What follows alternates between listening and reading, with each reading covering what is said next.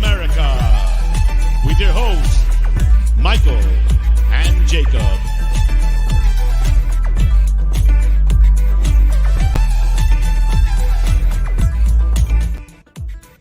Hello, everyone, and welcome into another edition, the first 2023-2024 Premier League edition of the United Spurs of America podcast with your host, as always.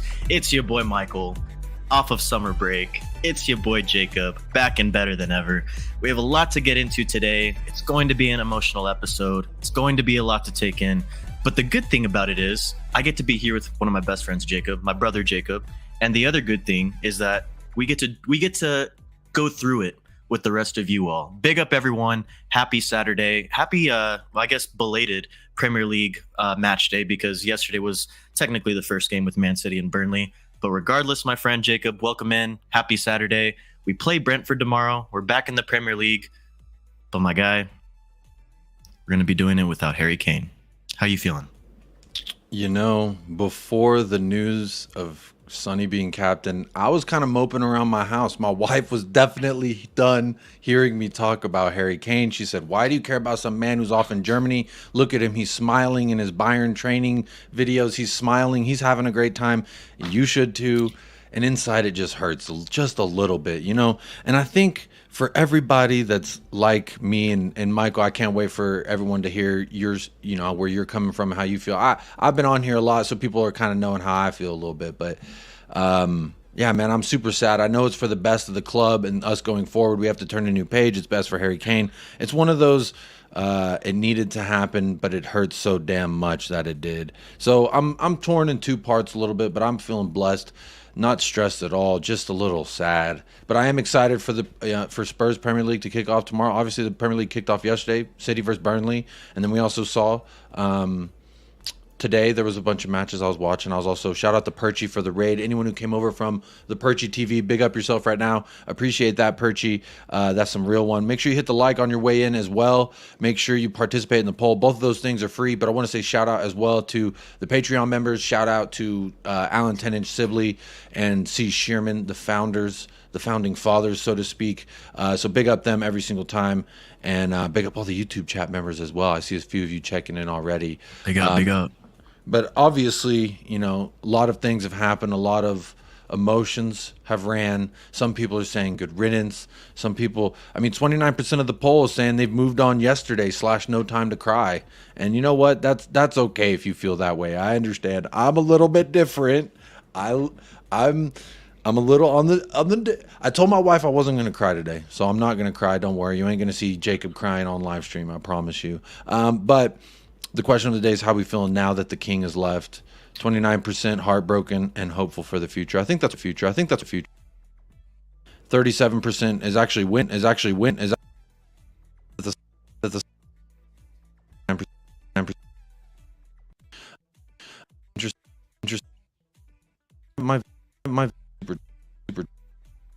Yeah, I think it's interesting, man, because 35% I'm fine. Glad the saga is over.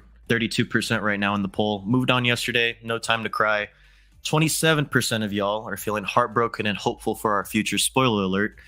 That's how I feel. Jacob's experiencing some technical difficulties, y'all, but hang out with me here. It's been a while, right?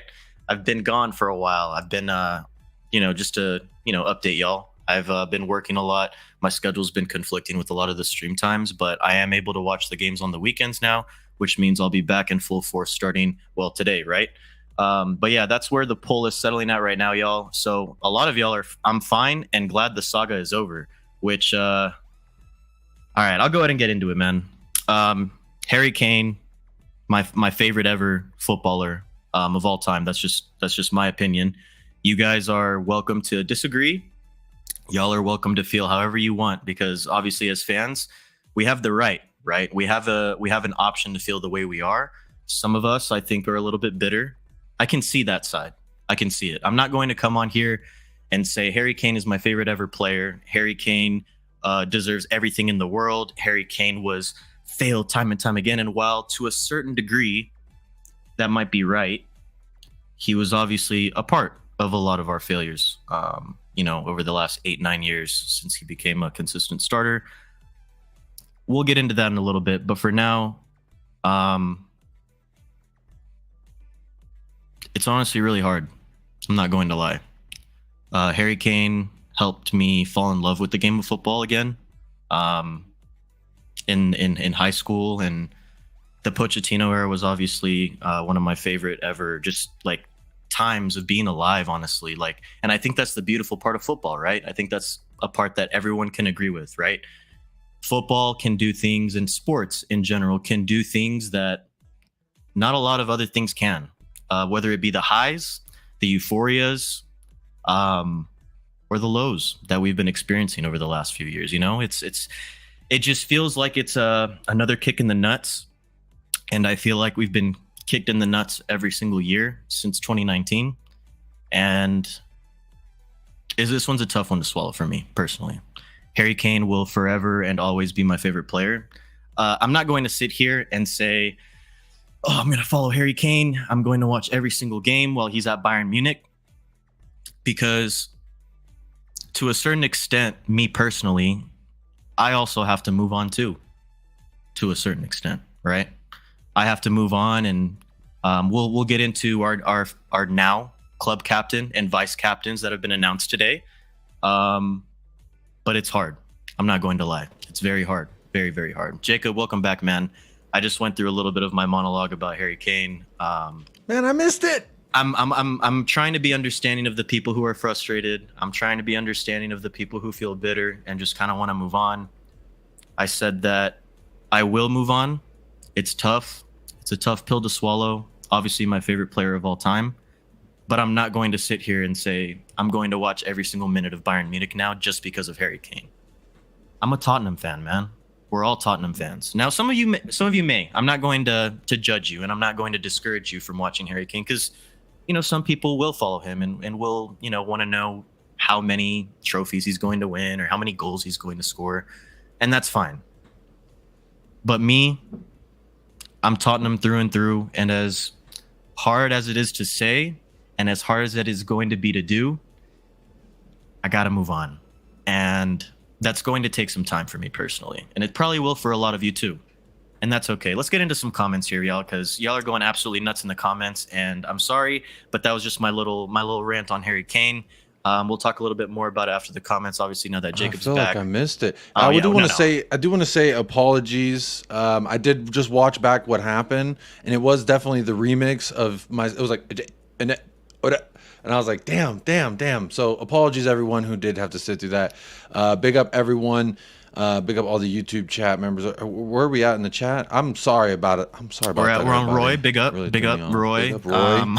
A lot of people are coming in here with hashtag I love Dyer and hashtag love Dyer. Yeah, they're trying to trigger me. They're trying to trigger me. They know how I've been lately. I've been shameless. about Jim, thanks for joining us today, man. Member of the YouTube channel Big as up, well. Jim. Big Jake and Mike. Coys. Yes, sir. Stroka, I'd nearly forgotten what you look like. I had nearly forgotten what you looked like too, Adrian. I'm not gonna lie. So Scott says hello. Big up, Jacob Adrian. And Michael. Big up, What's Scott. up, Scott? And Leo, Mile High Hotspur. Big up, man. Thanks for joining us today.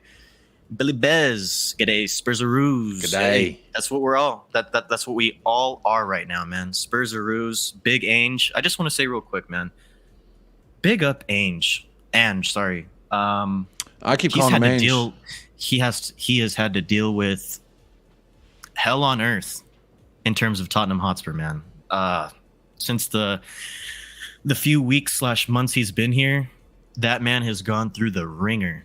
And I'm going to give him massive credit because he has been the one stable kind of force in this whole summer saga, drama, everything. I just feel bad for him, man, because I already know he just wants to get started. He doesn't want any drama. Obviously would have preferred having Harry Kane over anyone else up top as well. Big up Ange, bro. Big up Ange. He's had to deal with a lot of shit so far this summer. Scott Colliver, the man is gone. Richarlison is the man. Brew, my friend. Brew. I'm not ready. I'm not either, but we ride. The other thing that we'll get into a little bit later, too, is the possibility of Sonny playing up top. Chris Peters, Captain Son to save the day. He's going to save us all, my friend. He's going to save us all. Lewis, Gift Orban has potential to be better than Kane. Yep, we'll get into him in a little bit, too. Obviously, one of the targets that Hopefully, Tottenham can get in later this summer. Edward, sad for Kane because Spurs will win silverware. Now you're talking, my friend. Now you're talking. There we go, Edward. Jacob's wife says that's better than just saying it's only a game. Yeah. It's probably more straightforward than it's only a game. It's tough, though. It's tough because I'm sitting here. I've been moping around all Friday, today, just like, he's actually in Germany. She's like, why are you watching his plane? I said, there's over 20,000 people tracking this plane right now, so I'm not alone. All right? Man. It sucks. The number 10 is dead. Long live the number 10. The number 10 might get revived here shortly, my friend. Maybe as soon as later today. Apparently, there's rumors James Maddison might take that spot. Matters might be taking the number 10. Kane who? Dyer in the mud. Captain Sonny and VC Matters and Kuti. Yes, we will get into that in a little bit. Captain Sonny, Vice Captains Matters and Kuti Romero. Jacob just had a little bit of a remix. Chris, he is back, and he is better than ever. I'm better than ever. What's going on, Wolves? It's been a while since I've seen you as well. Big up, Wolves. Thanks for joining us today, man. Thanks for joining us. Shay April, thanks for joining us. Big up on the Twitch. Hey, on the Twitch. Hello. Hi. We're sad. We're sad. We're trying to get through it, Shay. How are you? Let us know in the comments. Everyone let us know, man. How are you feeling today? Are you sad? You frustrated? You mad? I feel like everyone has their own rightful opinion today. Look, man, it's sad. It's a sad day, but you know what? We're going to get through it together. All right, Jacob, let's take a break from the comments and let's start talking some Harry Kane. I know that you've been kind of expressing your feelings a little bit more than I have on the interwebs lately, but I'm going to go ahead and kick it over to you, man. How are you feeling today? How are you feeling yesterday? And are you feeling a little bit better going into tomorrow? Here's my spiel on the Harry Kane thing, Michael. I've said this a few times, and I haven't really dove too much into what it makes me feel like, because I feel like it's kind of a personal thing, right? We all go through things differently in life, and for me, honestly, there's fans who've watched the likes of Glenn Hoddle leave and Sheringham and other club legends that have left, right? That fans have attached themselves to and then were able to let go. What I ask of people who have experienced that is do not belittle the experience of folks like myself and others who this is the first time we've lost a club legend to another club. This is the first time I've felt that, like, Dele Alli leaving was heartbreaking in its own right, because I love Dele Alli and the vibes, but this is completely different than that. This is Harry Kane. The magnitude's different, I think. This is Harry Kane, dude. I mean,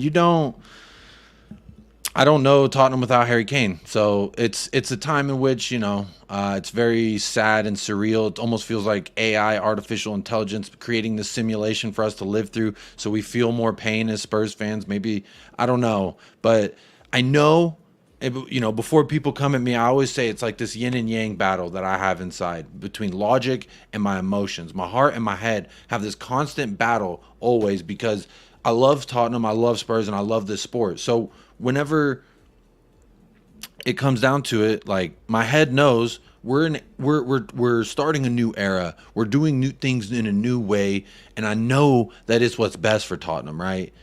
But it doesn't mean it ain't gonna be hard on the emotions, because doesn't make it any easier, right? Absolutely, it definitely, for me, it just feels like, one of those moments you just like, I don't believe it, man. I know, I see it in front of my face, and I just can't even. My brain does not compute. I know tomorrow I'm gonna be better. Again, I was shameless earlier on Perchy's channel. I'm getting back down a little bit because I'm thinking about it, and I'm thinking about the fact of Harry Kane holding up that jersey, wearing it, the training kit. He's out there training and smiling, and he's probably gonna win a damn. He's probably gonna win a trophy today. He might win a trophy today. He's on the squad. He's on their match day thing. He can win a trophy in his first day away from Spurs, and I hope he does. And I hope it makes him happy. But you know what? It doesn't make me feel better that he's getting a trophy. It doesn't make me feel better that he's off. I guess it brings me some resolve that he's off and he's happy. And now maybe he's, and his wife is happy. I saw she posted on Instagram and she's excited about what they're doing. So for me, I unfollowed her today. You unfollowed her? I might have to too. Kate. I followed Kate when I followed Harry, just because, I was obsessed with Harry Kane back in the day, and I just kind of wanted to see what he was doing. Here's an update you missed. I was a high schooler, you know what I mean? Yeah. I unfollowed her today, man. I couldn't do it anymore. Yeah. Sorry. Here's an update for you. I did unfollow Antonio Conte live on air the other day. Hey, there you go. So, I cut that umbilical process. I cut that umbilical cord. So, it just, Yeah, it definitely just feels like, one of those times in life. It's like, it's best to maybe take a break or a step away from somebody, and I know it's what's best for him, and I know it's what's best for us. It doesn't mean it doesn't hurt. And I think it's okay to feel that hurt, right? I think some people are taking the literal piss out of people who feel an emotional attachment to players. And for me, I didn't get in this game to fucking hate our players. I didn't get in this game to be like, oh, fuck this guy. I get it. Yeah. I got into this because I love the sport and the players made me love this club, the club. And then it all became like a whole entree of a play I can't get enough of. And now you're taking away one of the ingredients. It's like the play's not going to be the same. I can't wait for the new ingredient. I want that feeling back. I did shout out Mikey Moore on Twitter yesterday. I said, I don't even remember what I said. I said something like up next, Yeah. something like, come on, we need somebody. Dane Scar, we need somebody come out the academy again, one of our own. Well, when's the next time we're gonna sing that song to somebody? That's a song that we are never gonna hear on match day when he scores anymore. Maybe if he scores, yeah. 200 what? How many goals did he end up with us? I mean, Harry Kane? 270 some? Are you talking Premier League or all time? All time. 213 goals all time in the Premier League. Yeah. Big up, double 213 Premier League. Big up, and Scott. then I forget his total goal tally. I apologize. I haven't seen it in a while, but that's his Premier League record right there. Second of all times. And who knows, the other thing that kind of got me a little hopeful for the future is he did say it's not necessarily a goodbye.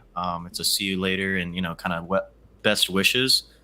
Doesn't make it any easier though, does it? The only thing that I want to do before we move on to, I guess, like the aftermath, what comes next, just last shout out to Harry Kane, man.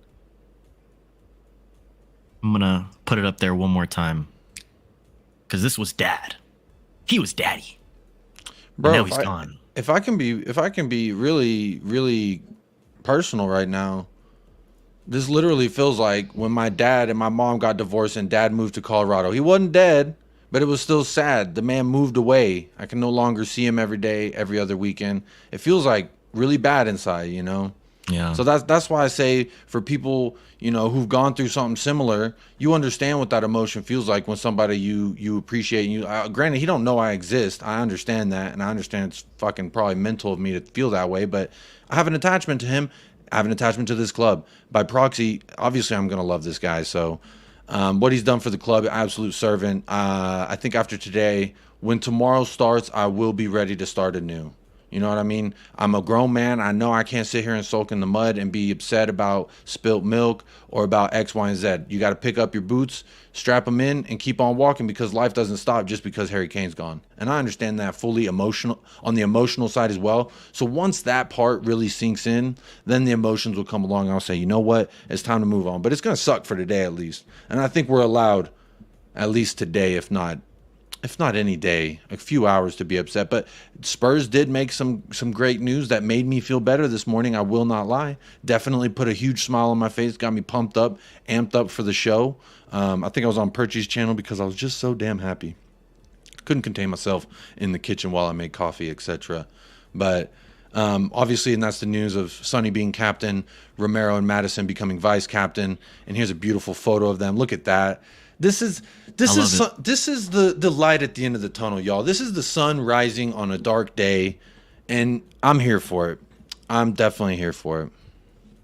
No, for sure. And I know a lot of people are probably going to be a little bit upset that James Madison is a vice captain, especially with his, past tweets when he was a teenager. The one thing I'll say, y'all, is I think we all say stupid shit when we're growing up. I think we've all kind of moved past from it. Obviously, with him signing for Spurs. The one thing I will say, though, is ANGE has already talked. He's boosted him like a whole lot since he's come here in terms of not only his play style and his technical ability. We saw that in the preseason. He was playing absolutely phenomenal, and I'm super excited to see what he can do in a Spurs shirt. But he's made comments about his leadership. He's made comments about the character that he has as well. And I know he gets along very, very well and very, very easily with a lot of people. And he's got a big influence. He was a big influence at Leicester City. And he was one of the biggest reasons why they were able to win a couple trophies while he was there. You know what I mean? Like, he was one of the reasons why they were able to win the FA Cup. A lot of the reason why they were successful over the past few years before they went down.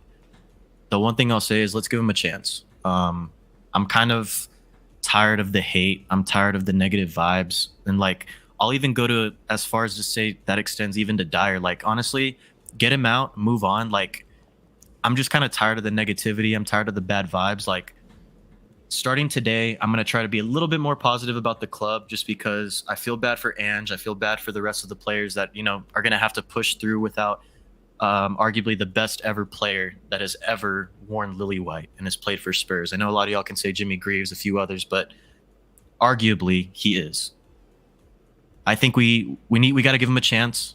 Guti, this will give him a chance to step into much more of a leadership role. I think we already knew he was a leader in the locker room, but now being vice captain, it will allow him to grow a little bit more too as a character, as a person. And then Sonny, man. Captain Son. Yeah, man. I don't really think there was can make another me happy, candidate to Captain Son. take the armband. I don't think there was anyone else deserving more than him. I saw a few people say maybe Guti or maybe Madison as well, just to kind of like kick off the new era. But in my opinion, already the captain of the South Korea national team, already now, since Kane's gone, the biggest figure in that locker room, it's got to be Son. Got to be Captain Son. Absolutely. I love him, man. And I'm excited for him. It's going to be a great opportunity to.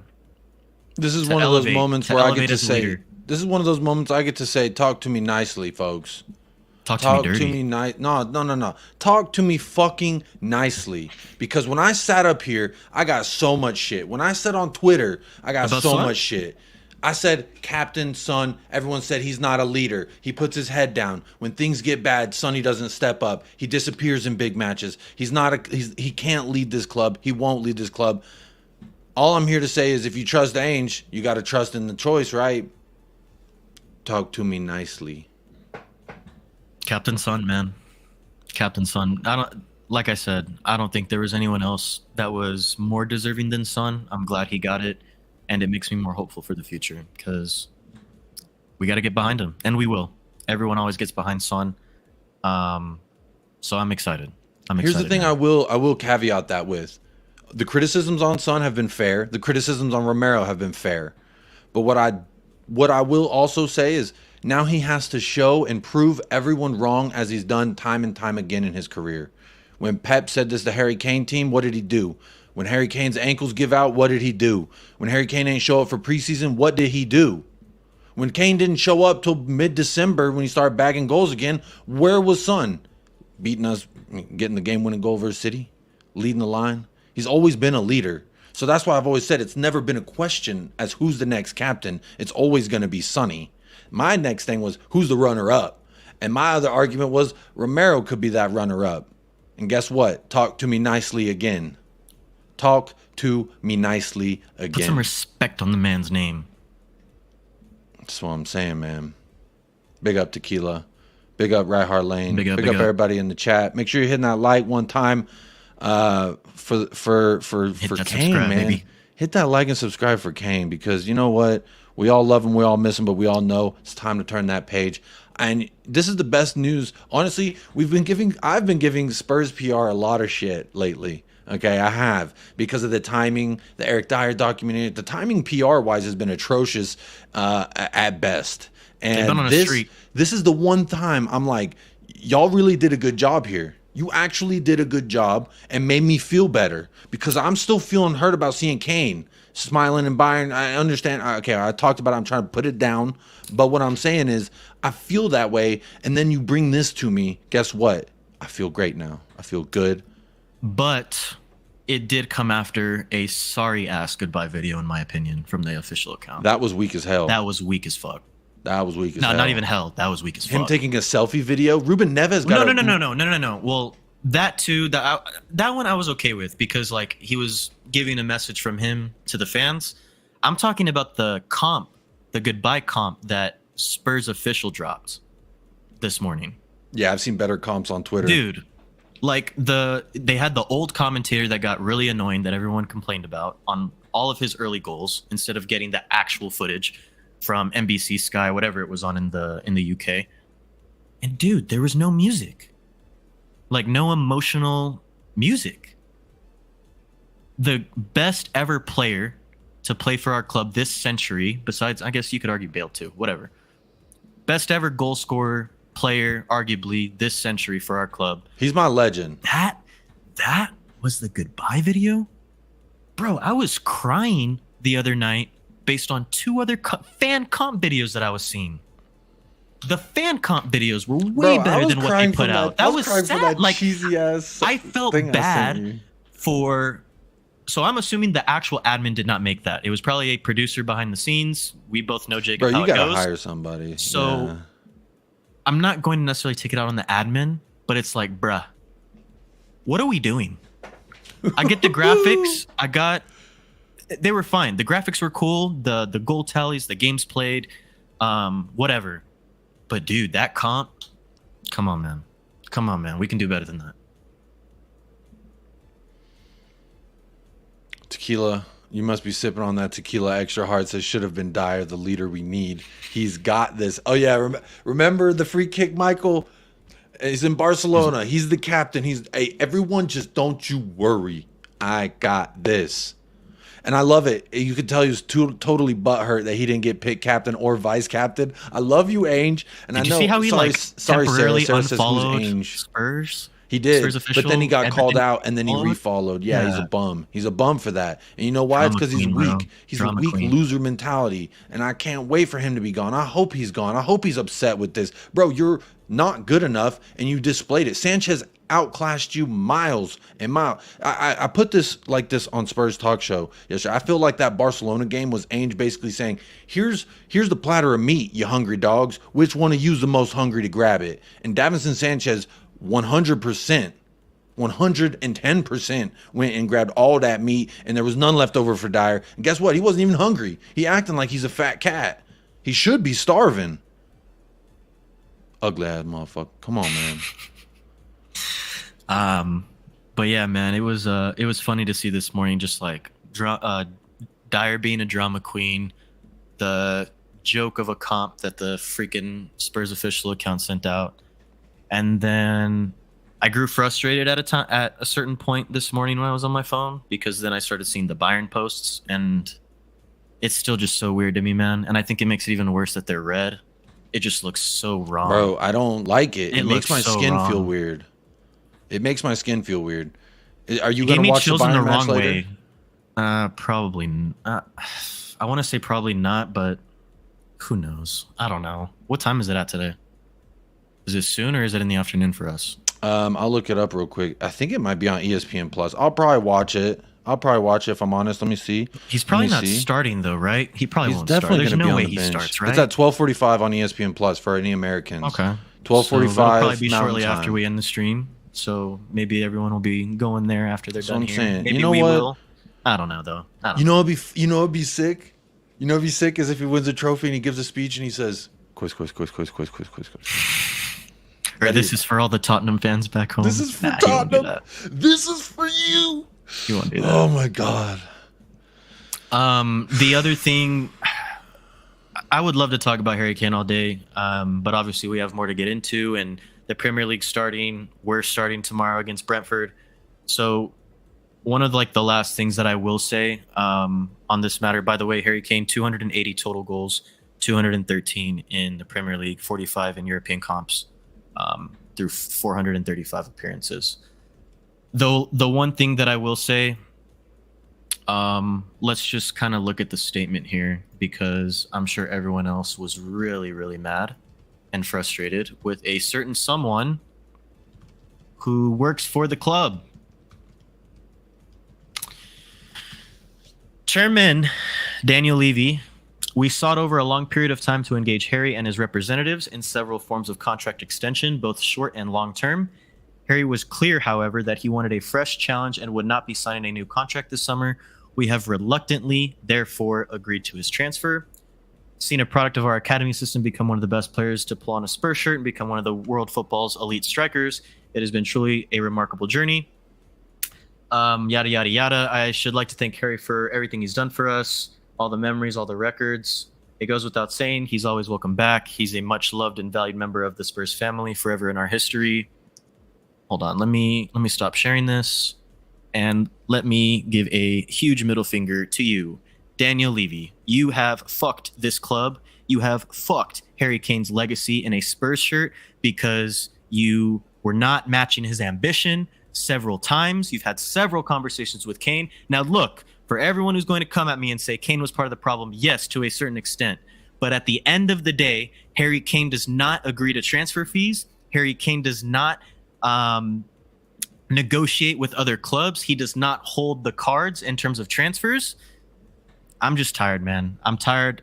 I could go on forever about Daniel Levy. All I will say is fuck you, Daniel Levy. I hate you. You know, big up to Americanca's in the house as I'm late. Sorry, but what did Dyer do? He unfollowed Spurs and then got called out on Twitter. What didn't he do? And then now he's following Spurs again. So he got called out for it. So now he's following us again. What a lad.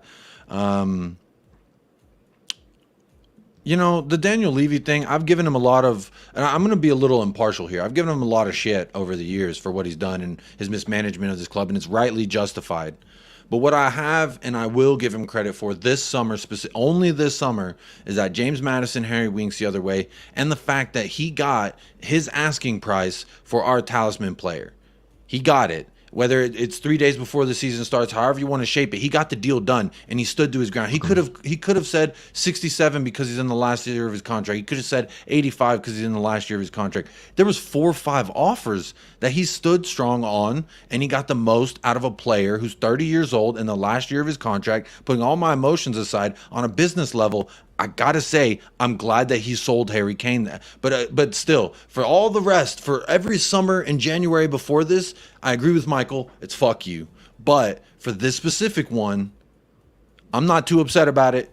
Not too upset about it because, I mean, emotionally I'm upset about it because it's Kane leaving, and obviously that emotionally affects me. But what I'm saying from a business side, I'm not that upset at Levy, if I'm honest, because he got the most money for a guy who's going to walk on a free if he played this. If he played this season, it would have been the Dwayne Wade goodbye tour. You know what I mean? Everywhere he goes, he's waving goodbye to everybody. And that would have not been fun. That would have not been good for our growth. It wouldn't have been good for him.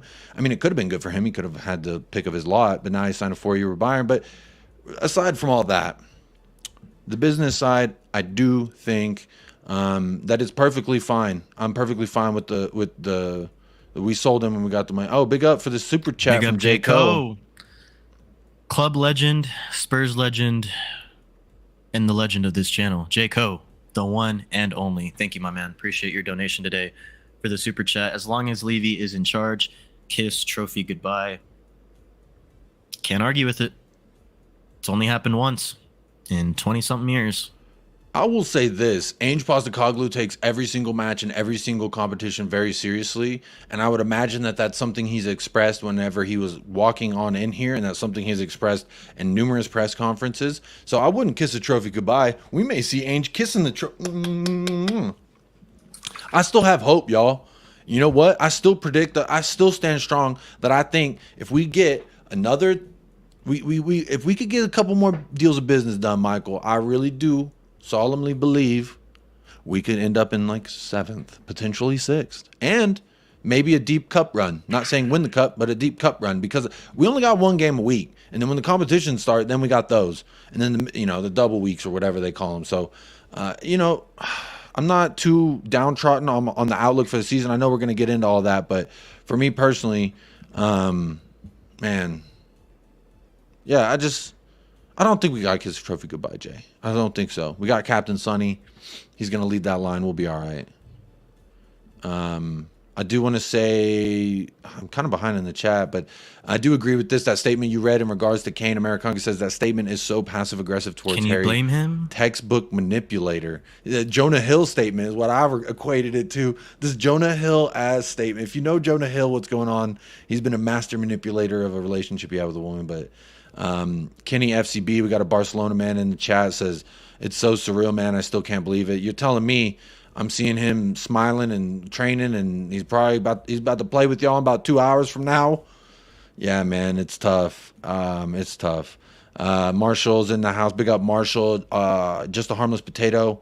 Oh, Marshall says, I hate Levy, but at the end of the day, we got 120 mil for 30. Yeah, that's kind of, I think it's 100. What I've heard is it's 100 up front and then 27 or like 24 on add-ons. 86 up front right away, 100 guaranteed, and it can reach up to 120 with add-ons. And okay, okay. So 86 million is going straight into Daniel Levy's pocket right now. He's probably going to go on a vacation, or he actually, sorry. He's not going to. He was on vacation in America. So sorry, he's already taken that vacation, ladies and gentlemen. Now he's just going to sit on that cash, and we're going to see maybe one or two more young, promising players. That's my prediction for the rest of the window. But Daniel Levy's going to get a nice little pay raise with that Kane money. Big up Ellie. We still apparently big up Ellie. You're a legend. Also, I heard I saw on Twitter today, I think Ali Gold had tweeted it. Shout out Ali Gold. And shout out whoever. I'm sorry, I didn't say whoever the fuck, but I heard that we're still sitting on 50 mil from last summer. Yeah. I heard we haven't spent 50 Ali Gold said that from last summer. Yeah, that's what Ali Gold said. So, am I expecting us to spend 86 from that Kane money this summer? Hell no. Hell no. That's going in straight into Levy's pocket, and he's going to be chilling along with the rest of the board. And also, I did want to give a quick shout out. I forgot who it was earlier. I apologize. But someone did say, Grant, here we go. Widen the criticism to the whole board, Mike. Yes, I agree. My frustrations just mainly lie with Daniel Levy because he's the mastermind of it all. But yes, fuck Daniel Levy and fuck the rest of this board too. All of you. Who's that freaking girl's? Who's the lady's name? I always forget because I fucking hate her. Donna Cullen. Fuck you too. Well, we're definitely getting unmonetized. Sorry. That's for sure. But that's okay. This was an emotional one. Let me see. I'm going to see if we've gotten demonetized yet. They've been going. No, we're good. Okay, cool. You know what? Maybe they support us hating on Daniel Levy, which, hey, big up. Big up. Again, I got to give him props. He got him as much money as possible. Now, the next step is what are you going to do with that money, obviously. That's kind of what we're all saying, right? Is he going to F off to the Bahamas? Or I gave my prediction. It's going to go straight into Daniel Levy's bank account, man. I don't think so. I'm going to put my faith forward and say this man knows now. He knows how bad he knows, bro. There's no way he don't know. He's got to realize, right? He's got to realize how bad. Like, if he hasn't realized after Jose got sacked or after Nuno's hiring and Nuno got sacked and after Antonio Conte got, like, if he hasn't woken up and realized how much he's been fucking up lately, this has to be the wake-up call, right? I would hope. You would think. Hey, nice to see you too, Jayco. Again, thanks for the dono. Another for joining us today. Good luck on your stream, man. Another one. I love you. You're loyal. You're patient. You're thoughtful. Another one. Big up that's my prediction, man. I think he's sitting on that money. He's gonna be chilling, and we'll see like 2 or 3 young promising players. I would be surprised if we bought like a high-profile win now type of player. I don't know. That's just like with the trends of how it's gone with Tottenham. Outside of Richarlison, man, like we haven't bought any other serious striker. Now, granted, yes, we have had Harry Kane in the past, which has prevented us from buying top-tier strikers like that. I don't know. It's just very hard for me to see us bringing in like 100 mil or like a 75+ mil player. What about you? Do you think we'll actually go in for a big name or like a big player? Allegedly, with a lot of money? Allegedly today we offered 27 million. David. Allegedly we offered 27 million euros for Gift Orban, which is fine. Like, okay, so I'll go ahead and clarify. They want 30 mil. I like Orban, whatever his name. Gift. I'll just call him Gift. I like Gift, and we've obviously kept tabs with him over the past year or so. Me and you, Jacob. So we already know how much we like him, right? I remember one time you responded, I was like, another hat trick for Gift, and you're like, LOL. And that's all you said. I'm like, I guess he's tired of me sending him this random Belgian To be fair, it was also in the freaking Conference League. Yeah, it was. Well, one of them was, yeah. But look, I'm okay with it. it would obviously be a really good signing for the future, but are we going to buy like a big? I don't want to say like big name because like there's other guys that aren't necessarily big name but will go for big money. Are we going to buy a big money player? That's my question, and that's what I'm sure the rest of the fans want to know too. What are we going to do with this money? Which brings me to my next point, and then maybe we'll get into some gift talk. Which brings me to my next point is, are we going to get a statement? Are we going to get some clarification from the board or from Daniel Levy? The THFC, what is it called? The supporters group? I forget. It's the one that people always roast on Twitter because nothing actually ever changes. But the supporters group sent an official response to the Harry Kane news today in a letter. Was pretty thorough. I went ahead and read through it all. Are they going to respond? Are the board going to respond? Are we going to get clarification? Probably not. And that is what is getting me a little bit more frustrated looking forward in terms of our future, because we just never really get a lot of clarification. We never get a lot of transparency from the people above, which leaves us in the cloud, which leaves us in the dark, which therefore makes it even worse for us.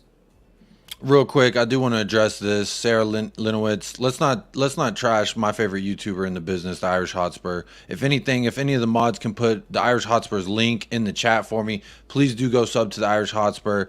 I know he's Kane's #1 fan. He's allowed to feel however he wants to feel. Big up the Irish Hotspur every single time. Ben, can you please put the Irish Hotspur's link in the chat for me when you get a chance?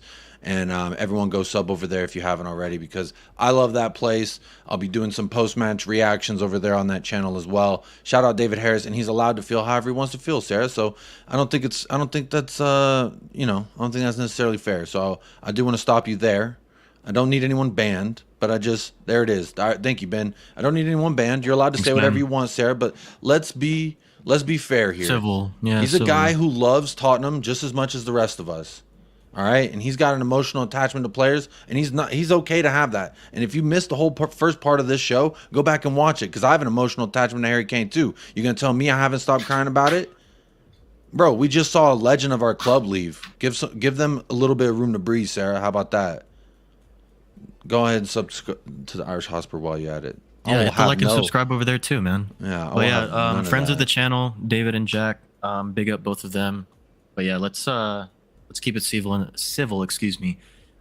the chat. Tequila, you must be a new member to this channel, my friend, because I am the co-owner, co-founder with Jacob. But nice to meet you too. Can't believe I had to introduce myself on my own channel.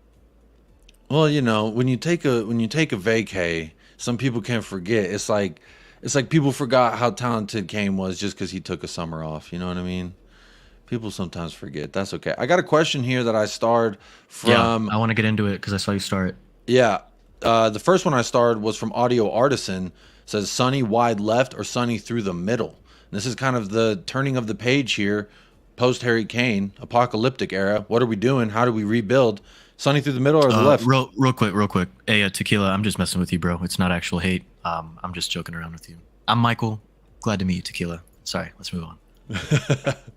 No, Tequila's been here. Tequila came over from the Irish Hotspur, I believe it was, where Tequila came over from. But Sonny wide left or Sonny through the middle? Michael, I'll ask you. Me, I've already said how I feel. I want him at the 9, want him through the middle. And then Perisic and Solomon fight it out for the left. So this is my thinking. Start him on the left. Start Richarlison as the 9. Let's see how it goes for a couple weeks. If it does not go well and Richarlison struggles, he keeps getting called offside like he usually did last season, or he's not finishing chances that he should be, or he's just not doing well, like he's just not fitting well, not integrating well, like he just maybe needs some more time, I don't know. Then I would move Son to the striker role, and I would put Perisic in at left wing. That's my plan. Like if I was Ange, that would be my plan. Let's see how this goes. It's Brazil's number 9, right? We saw what he did in the Champions League at some point. I know he was ravaged with injuries last season. He wasn't playing in a 9. I think he only played in a 9 for 3 or 4 games total out of however many we played last season, 40 plus. With that being said, it's a new season. I'm giving everyone a fresh chance outside of the idiots that have let us down time and time again. I'm not even going to get into them. You guys already know if you've been a part of this channel. Let's give this new attack a chance. Son, Richarlison, Kulusevski, or Solomon, or like whatever combination of three that Ange wants. Let's try it out. My preferred one would start with Sonny on his natural left wing position. But if all doesn't go to plan and we start struggling, which I honestly don't think we will in terms of scoring goals, I'm still just concerned about the back line. Then let's switch to Sonny at striker, and I would bring in Perisic at left wing. Would you give that a chance, Jacob, or do you just want to see like from the get-go Sonny at striker and then like a combination of Perisic, Kulu, and Solomon right now, because that's really our only healthy wingers that we have with Heel out? You know, it's interesting. I always felt like Sonny through the middle, even in the Conte system, I wanted him up top as close to the middle area. Like I want him leading that line because I feel like his natural skill set leads to that being his best outcome that we could get from him. So I've always wanted Sonny to be just playing up front, up top. And I think in this kind of system, at least from what I've seen in the preseason so far, you put Sonny up there, he's putting away 9 out of 10 of those chances that Richarlison gets. I've seen Richarlison get a dozen chances each match. And how many is he putting away? I mean, he put away 3 on the Sea City, the Sailors or whatever, 2 or whatever it was. I don't even remember. But I haven't seen it done regularly in a Spurs shirt. So at this juncture, first match, I'm not risking letting 60 minutes go by where Richarlison's offsides, missing, hitting the bar, going over, offsides again. And we're creating all these chances and we're doing positive things, and then it ends up with a Richarlison blunder. I would trust Sonny's finishing more than I trust Richarlison's finishing, and just his speed, everything. I think the only thing Richarlison offers more in that number 9 role than Sonny is the physicality part, is the hold-up play, back to goal, that kind of thing. So if I'm being completely honest, I definitely got to say, that. Michael's going to go get some water, no worries. But yeah, I'm saying Sonny through the middle. I see Grant says Sonny through the middle. Big up Tequila. Scott M says Son through the middle. Because Richarlison is crap and Perisic would be competent on the left. There we go. Absolutely through the middle as a striker, says PC Matt. Big up PC Matt. Big up Sarah. I wasn't trying to call you out or nothing anyway. I see this comment that you left. I started about when you played for the Spurs women in '92, played attacking just like the men. Always on the same page. We are back to that. I absolutely agree. We are back to that, Sarah. So I agree with you on that, Sarah. I don't agree about the David Harris thing, but I do agree. Oh, says I was joking. I love David Harris. It was a joke. All good. I'm just saying some people like to try and take the mick out of Dave. And honestly, he's a very helpful person in this community. He's very helpful to me personally, off air, behind the scenes. He's helped me with the channel. He's helped me in a lot of ways. So I'm just defensive of my friends. Anyone come in here taking the mick out of my friend, I'll try to defend him a little bit. So sorry if I came off defensive, but shout out to Irish Hotspur each and every time. About Kane, Sarah says he's my favorite player. In the chat the whole day I said I was gutted. Jacob missed the whole plot again. Yep, sorry about that. I tend to do that sometimes, but that's okay. I have some bad news, my friend. Well, bad news for you, and I guess me too, just because we wanted him this summer in the club. Moussa Diaby has scored on his debut for Aston Villa. Yeah, I saw that in the chat. That sucks. I saw that. I'm gutted because I would have rather spent that Richarlison money over there on Moussa. I didn't know he was for sale. No one told me Moussa Diaby was for sale, honestly, and that's pretty upsetting. Sorry, Sarah, if you think I'm a moron, you can always hit the X. You're the one here. You're the one that's here, so you can always hit that X.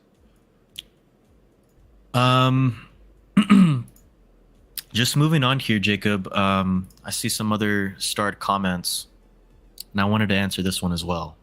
Real quick before we move on.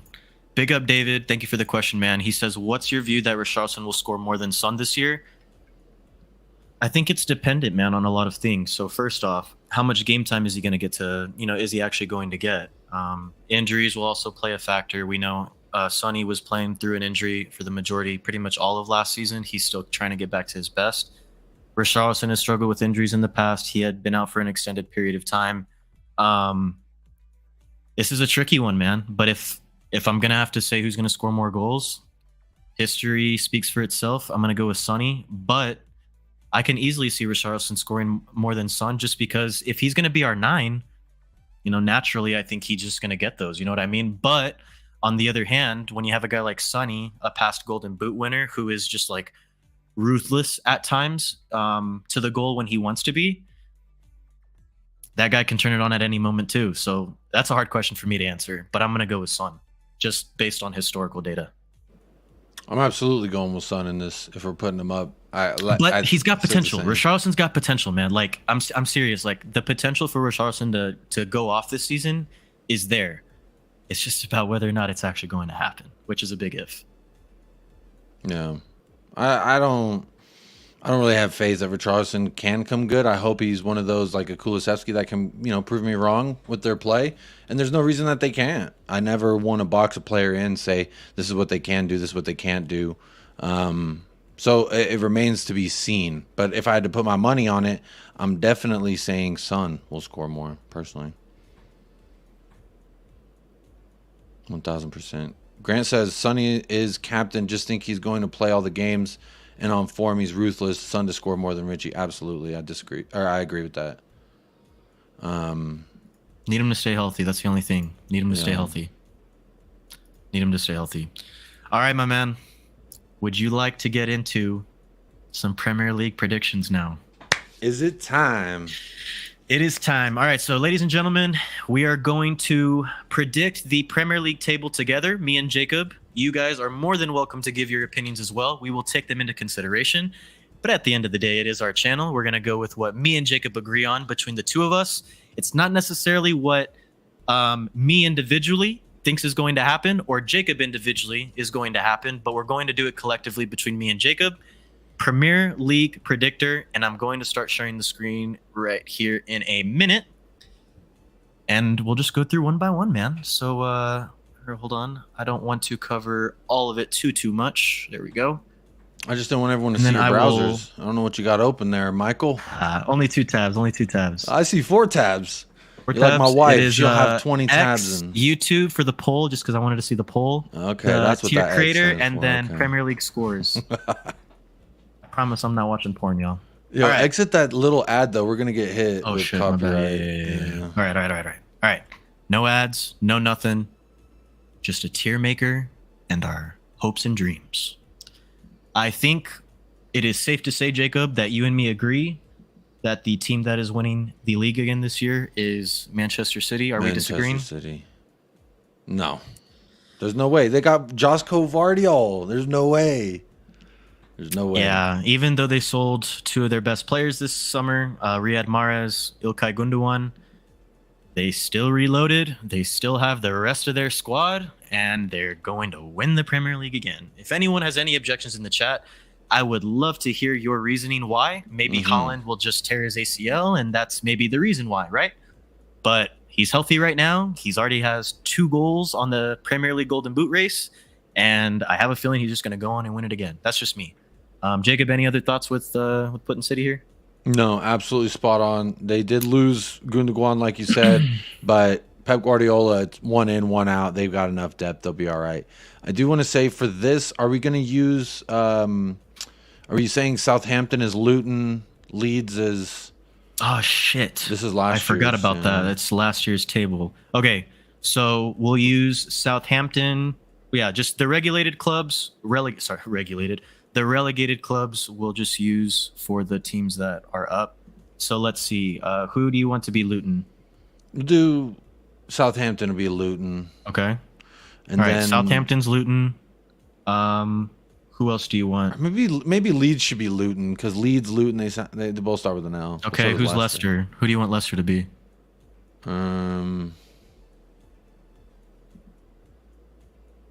We'll figure it out because right now let's just go through the Champions League. Yeah, let's get the top 6 done. Let's get the top 6. All right. 2 through 4, my friend. So my thoughts here. Unfortunately, I think Arsenal are going to be pretty good this year. I don't know if they'll actually get like as high as 2nd. I do think they'll probably make the Champions League, though. Do you agree or disagree? Non-biased, obviously. Fuck that club.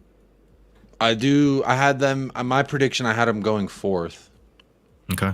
So we are in agreement. Champions League qualification. Yeah. Who else you got?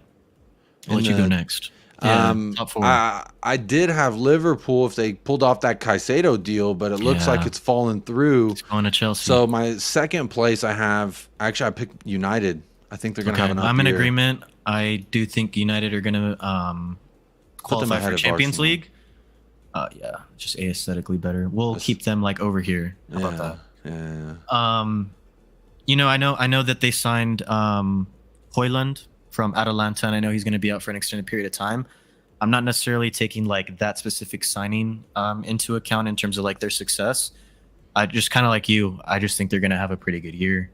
You know, their midfield is one of the best in the league right now, especially with Casemiro, one of the best defensive mids in the league, in the world. Marcus Rashford, I think he's going to have another pretty good year as well. I just have a really, really hard time not seeing them make the top four. There might be people that disagree in the chat, but me personally, I just don't think that there are four better teams right now in the Premier League than United, unfortunately, as hard for as it is for me to say that. Yeah, I agree. Okay, my turn. I'm going to propose Newcastle. Agree or disagree? Disagree. Where do you think they finish? In Europe or outside of Europe? Well, technically they could get fifth and still get Europe, to my understanding.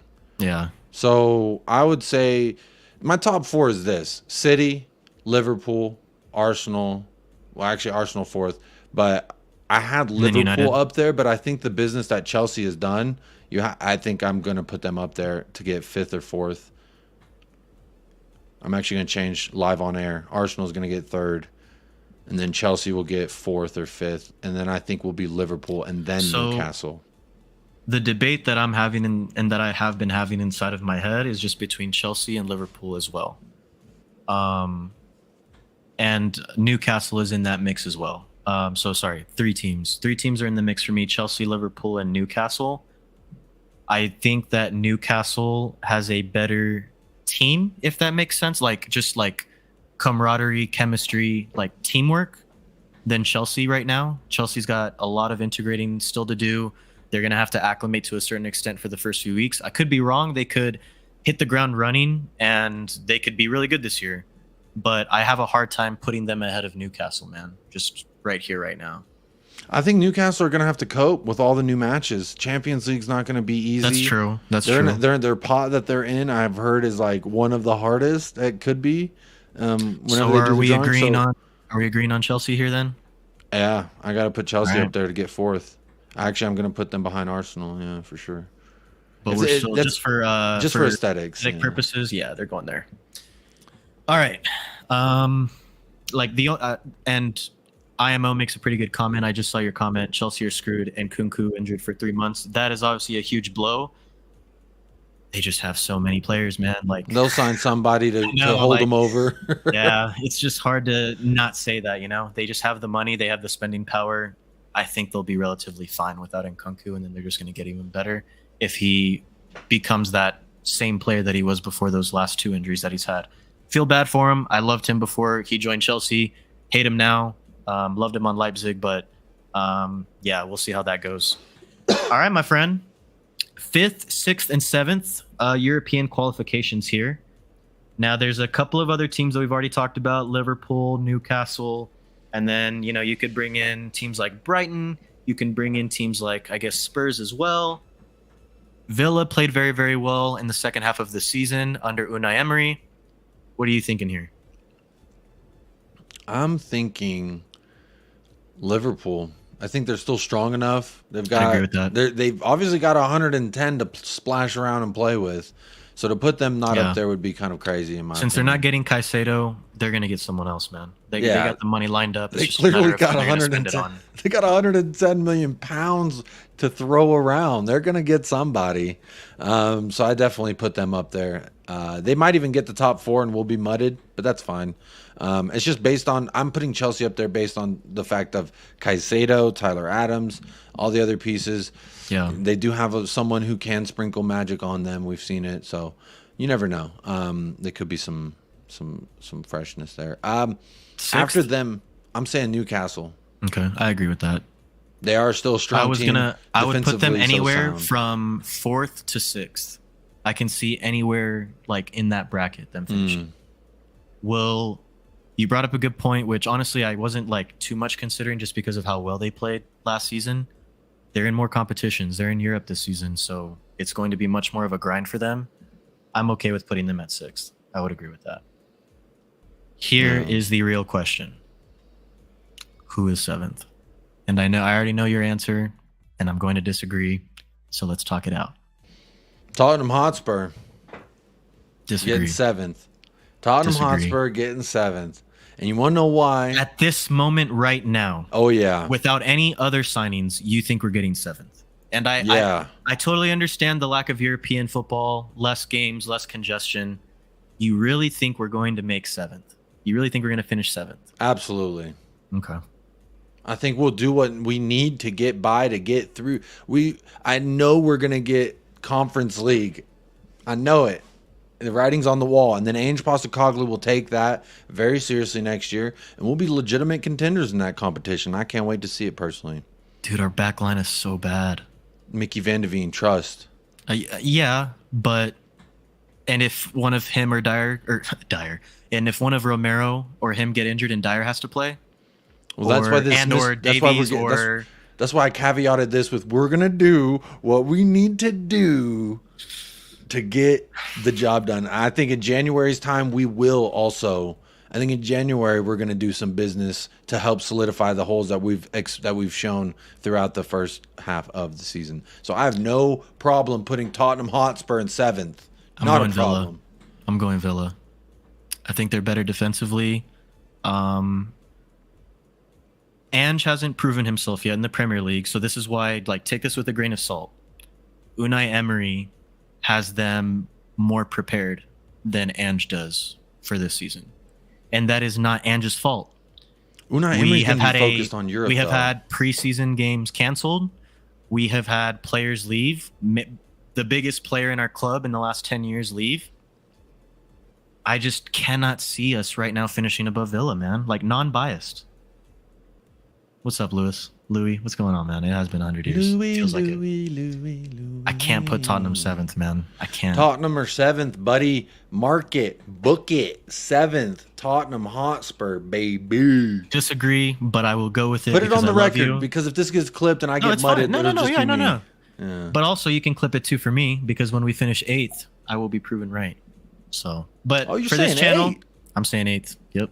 I think we're finishing 8th again. You got Villa over us? Yeah. The bastards. Unai Emery has their team more prepared than us. You cannot argue that for this season.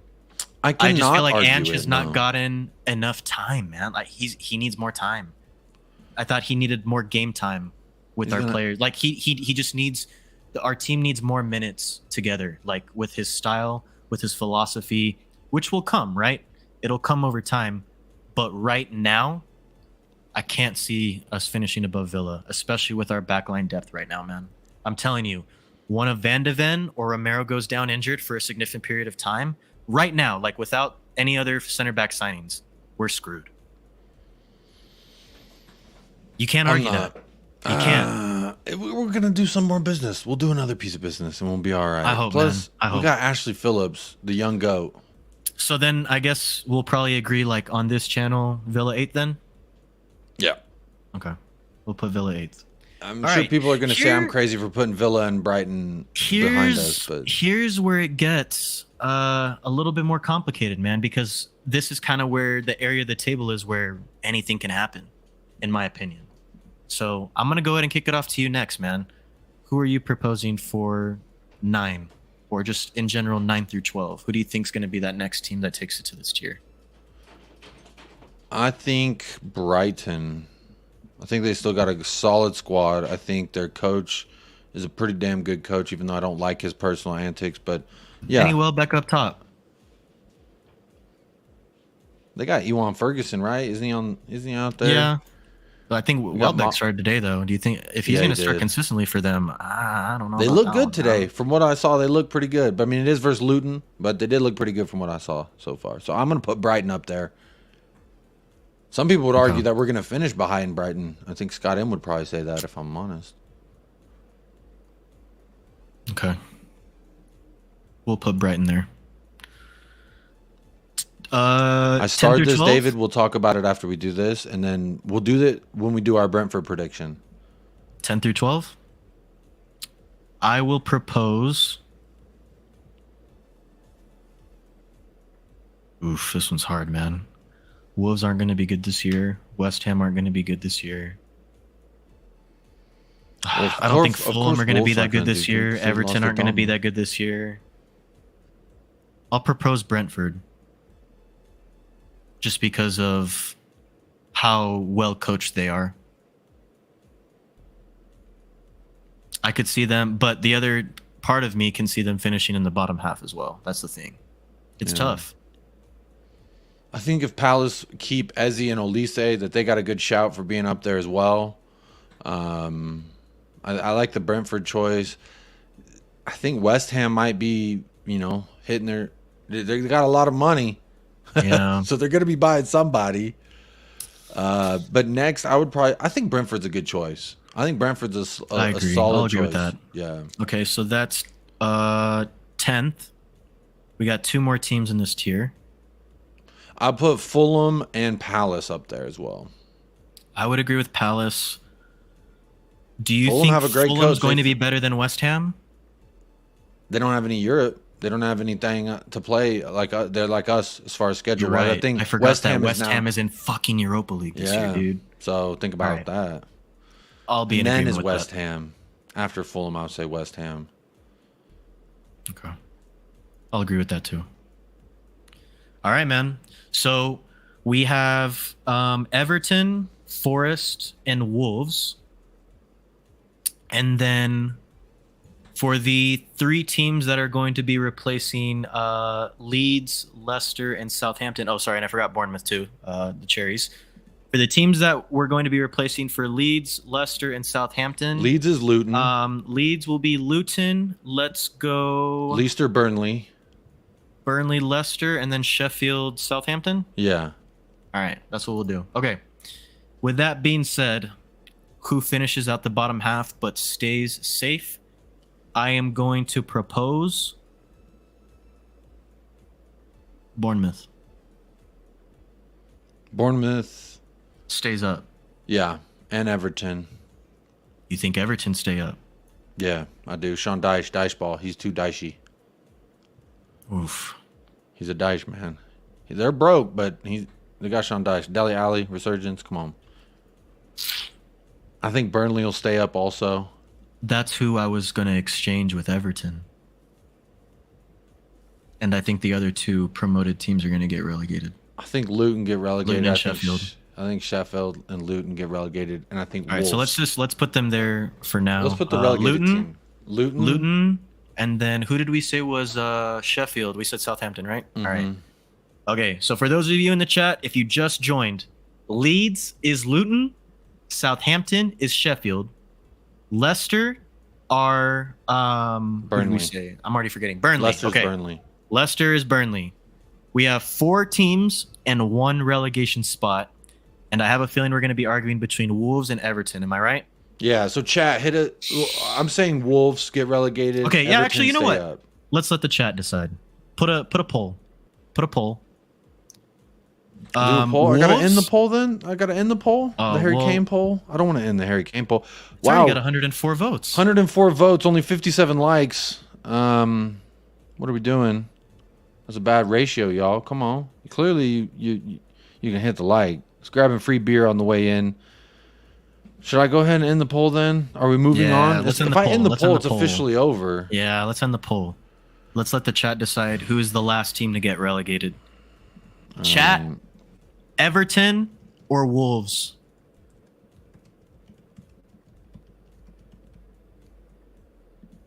We're posting it right now. We'll let y'all decide. While we let y'all decide, I mean, the only other teams are going to stay up, right? Forest and Burnley. Who finishes in the bottom of these 4, though, in the bottom half? Do you think it's Burnley? I don't know, but I know 109 people voted and only 59 people liked the video. That's what I was Come on, thinking y'all. about. Yeah, Come on, y'all. What's going on? Alan Sibley I'm gonna says say Luton Forest. will finish. Yeah. Big up, I'm gonna say Alan. Forest. Good to see you here. They are the ones that escape. the Yeah, I trap think of Forest stay up. relegation. Yeah. I think they escaped the jaws of relegation. I They're think the last team. I think they'll be better. I think Bournemouth will be the one that barely escapes. Okay. I mean, we'll put them right here then. Yeah. Just for the vibes. All right. All right. The poll is live, ladies and gentlemen. You are deciding who gets relegated. Someone and who voted stays other. safe. I put Why did you add other? Or is I it put supposed to be Everton, 3 Wolves, or persons? other. Oh. You should have just put And- Everton and Wolves. Let the Yeah, I chat should decide. have. The chat's deciding. Who was Leicester? Leicester's Burnley. Leicester That's is who- Burnley. yeah, We have Leicester's agreed that Burnley. Burnley will most likely stay up, but they will Yeah. finish in the bottom half of the table. Absolutely. IMO says Luton will surprise. That Leeds is is a Luton. hard disagree, my guy. I would honestly be surprised. How many games did hold on, I want to check this. How many games did Southampton win? They won 6 games last year. All right. Well, while we let the chat decide, will Luton Town win more than 6 games in the Premier League this year? Over under 6 games, yes or no, Jacob? Oh. 6 games. That's all that Southampton won last year. I'm going to say no. I think Who they're do going to they be bad, beat? bro. Who do they beat? They're going to be bad. I there's think one they're going to player beat. I like on they're their going to team, beat though. There's one of player I like. Sheffield or like Wolves or Everton. I think, dude, because I truly think that's how bad Everton and Wolves are going to be this year. Is it that bad? I mean, they got stomped 4-1 today. I do got to say I like Elijah Adebayo. I will take them before they get relegated. Shout out Luton. Someone's backyard. That's kind of cool. Big up C. Shearman's in That the is house cool. as well. Good vibes. Yeah. What's going on, C. Sherman? Cubed in the house. Sorry, I What was did I burping. pick I in didn't want the to burp poll? on the mic. Let's see. What did you pick in the poll, Cube? I think she went Wolves. No, I'm going to say Everton. Oh, yeah. Cube, you went joined- Everton. Yeah. You went Everton. You know you did. I'm thinking she went Wolves. Right now, Wolves got 50% out of 24 votes. One more minute, y'all. One more minute, and then we'll close it because we got to wrap up these predictions, and then we're Luton moving will on. win over 6 games. Come on, Brentford. you Hatters. That's Cubed. Over There you 6 go. games. All right, we'll see. Tequila's Yeah, got to go. always. Good night, Tequila. See you later. Thanks for tuning in. Thanks for And tuning in, man. Nice to meet you. Appreciate that. Yep, Appreciate I you was being right. here. She voted Everton. Big up, Sarah. Enjoy that beer. She voted Everton. You were right. Well, right now it's looking like Wolves. All right, we'll go 60 more seconds. 60 more seconds, y'all. 60 more And here's why I'm seconds. saying Fulham are so high and Wolves are getting relegated because they do not have Adama Traore, and Fulham are going to sign Adama Traore, and he's going to help keep him up. He'll probably score another goal against Tottenham Hotspur. You can count on it. Rich asks, what about Forest? I think they're in danger again. So, Rich, back to my point that I had just made. I think they're going to barely escape the jaws of relegation. Like, they're the last team that is going to survive. I don't think they're going to be great by any means next season, but I don't think they're going to be worse than Luton, Luton, Sheffield, or Everton or Wolves. Like, I just don't. Yeah. Well, 25 votes in the chat got Wolves getting relegated. 48%. Another Everton came in. 16% who said other. If you did, tell me who the other is. Who are the other? I think Rich might have picked other because I think he might have been thinking about Forest. I'm sure some people were thinking about Luton too, man. Luton I don't think they're that great. Scott says I don't. Luton can get 2 be wins proven against us. And then we'll beat City, right? Because that's how it works. Yeah, that is how it works. All right, Jacob. Who's leading? Wolves, 48%. That's it. All right. Ending the That poll. is it. We're There ending it the is. poll. Who's finishing last, though? It's got to be Luton, right? All right, we'll switch it around there. Ladies and gentlemen, the United Spurs of America Premier League table prediction for the 2023-2024 season. Man City winning it all. United, Chelsea, and Arsenal rounding out the top 4, with Liverpool, Newcastle, and somehow Tottenham Hotspur making European football. Yeah. Mid-table, Aston Villa, Brighton, Brentford, Palace, and Fulham. And then in the bottom half, West Ham. I always forget what we had. Leicester, man. Burnley. Leicester was Burnley. West Ham, Burnley, Bournemouth, Everton, and Forest. And the 3 teams getting relegated: Sheffield, Wolves, and Luton Town. Wolves 5. Sorry. I love Wolverhampton. I'm a big fan of Wolverhampton. Sorry about Wolves, man, but y'all got Doherty. Y'all signed Doherty. It's not looking great. Good. Cube says mid-table. And they lost Lopetegui, Y'all man. tripping. I want y'all to come back here. Everyone who's talking down on Tottenham right now, when Cube, we're playing Conference League football next season, y'all come talk to me nicely. Much like everyone's coming to talk to me nicely that Sonny's captain. Come on now. Steve, so this tier maker unfortunately does not have the new clubs in it, so we had to improvise. So Leeds is Luton, Southampton is Sheffield, and Leicester is Burnley. So apologies, man, but I guess we just don't have that budget here on the show yet. Yeah, our producer. Damn you, producer. All right, man. That's the Premier League according to the United Spurs Leeds of America. get relegated twice. No, respect Leeds. They're coming up. They'll be back up. Don't worry. All right, y'all. That was fun. We'll screenshot it. We'll post it on Twitter. That way it's official and we can't, there's no takebacks. We can't change our minds. That is the United Spurs of America table. We said it doesn't count because we were even like, should we do it when the window closes? And Michael and I both agreed it doesn't count. You have to do it now that the season. Technically, we were a little bit too late because the season has already kicked off. Yeah, but everyone knew City was beating Burnley, man. Like that wasn't a surprise. That was. Rich says I'd be happy with 7th this year. I'm predicting a +1 goal difference with 70 scored and 60 conceded. I don't want to see us concede 69, but. I see our goal differential being not great, but I think we're going to have a lot of fun and we're going to get out with a lot of goals. We're going to concede a lot of goals and it's going to be a lot of fun.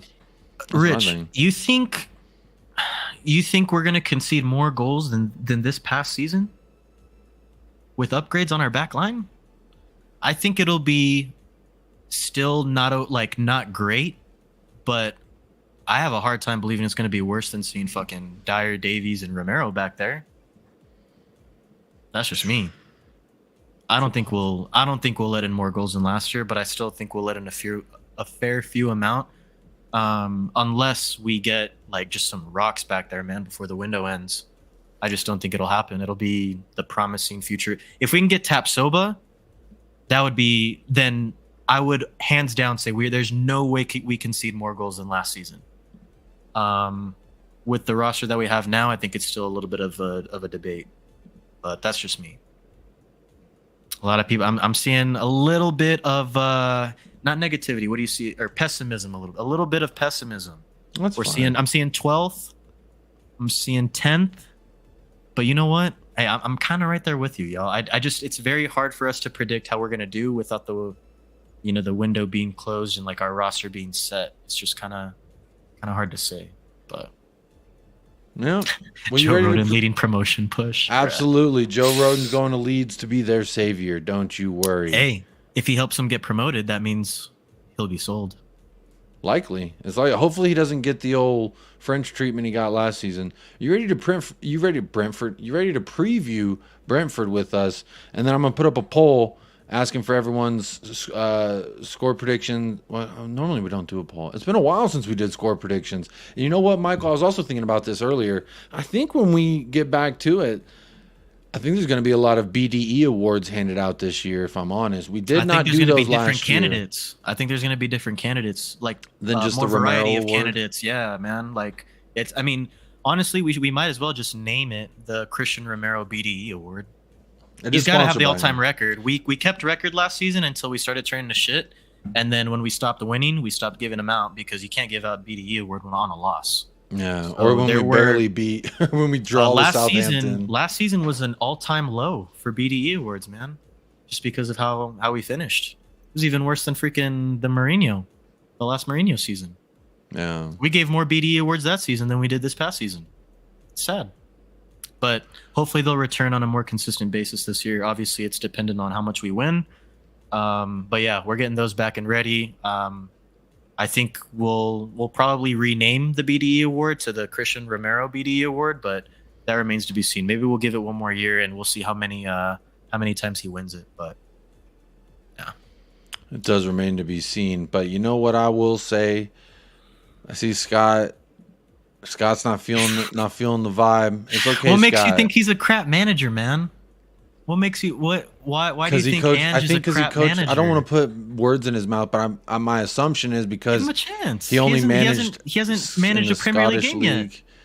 Yeah, I would assume it's because of his resume. I don't know. But what I would say to Scott is it doesn't matter if you're a Champions League winner, he's a special one, or you're Jose Mourinho in his prime, quote unquote, is what Conte was supposed to be. They didn't get anything done. So, but you still had hope. And you know what, Scott? I think at this time next season, well, not this time, but maybe at the end of next season, come chat with me, man. We'll be having a different conversation. I think you'll be feeling a little bit different, and you'll happily say that you were wrong about Ange Postecoglou. I've been seeing you have no faith in him, and that's fine. Captain Grandma also says it seems to me a lot of fans here are suffering from post-Kane depression. I definitely went through that the first half of this show. Got it all out of my system, though, and we're back. And my IMO says Scott is right. Sacked by Christmas. I actually think they're gonna give him more than a half year, man.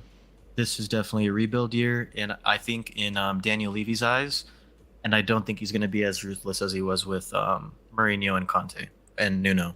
That's just Scott, I don't think his age has anything to do with it. That's a little, I don't know. To me, judging someone's age is the reason why they haven't managed, or saying this, that there's a reason at age 57 he hasn't managed a Premier League game. I don't think so. I don't think that his age has anything to do with it. I will put $1,000 on Ange not getting sacked by Christmas. I'll put 1,000 on it. You hear that, Scott? 1K.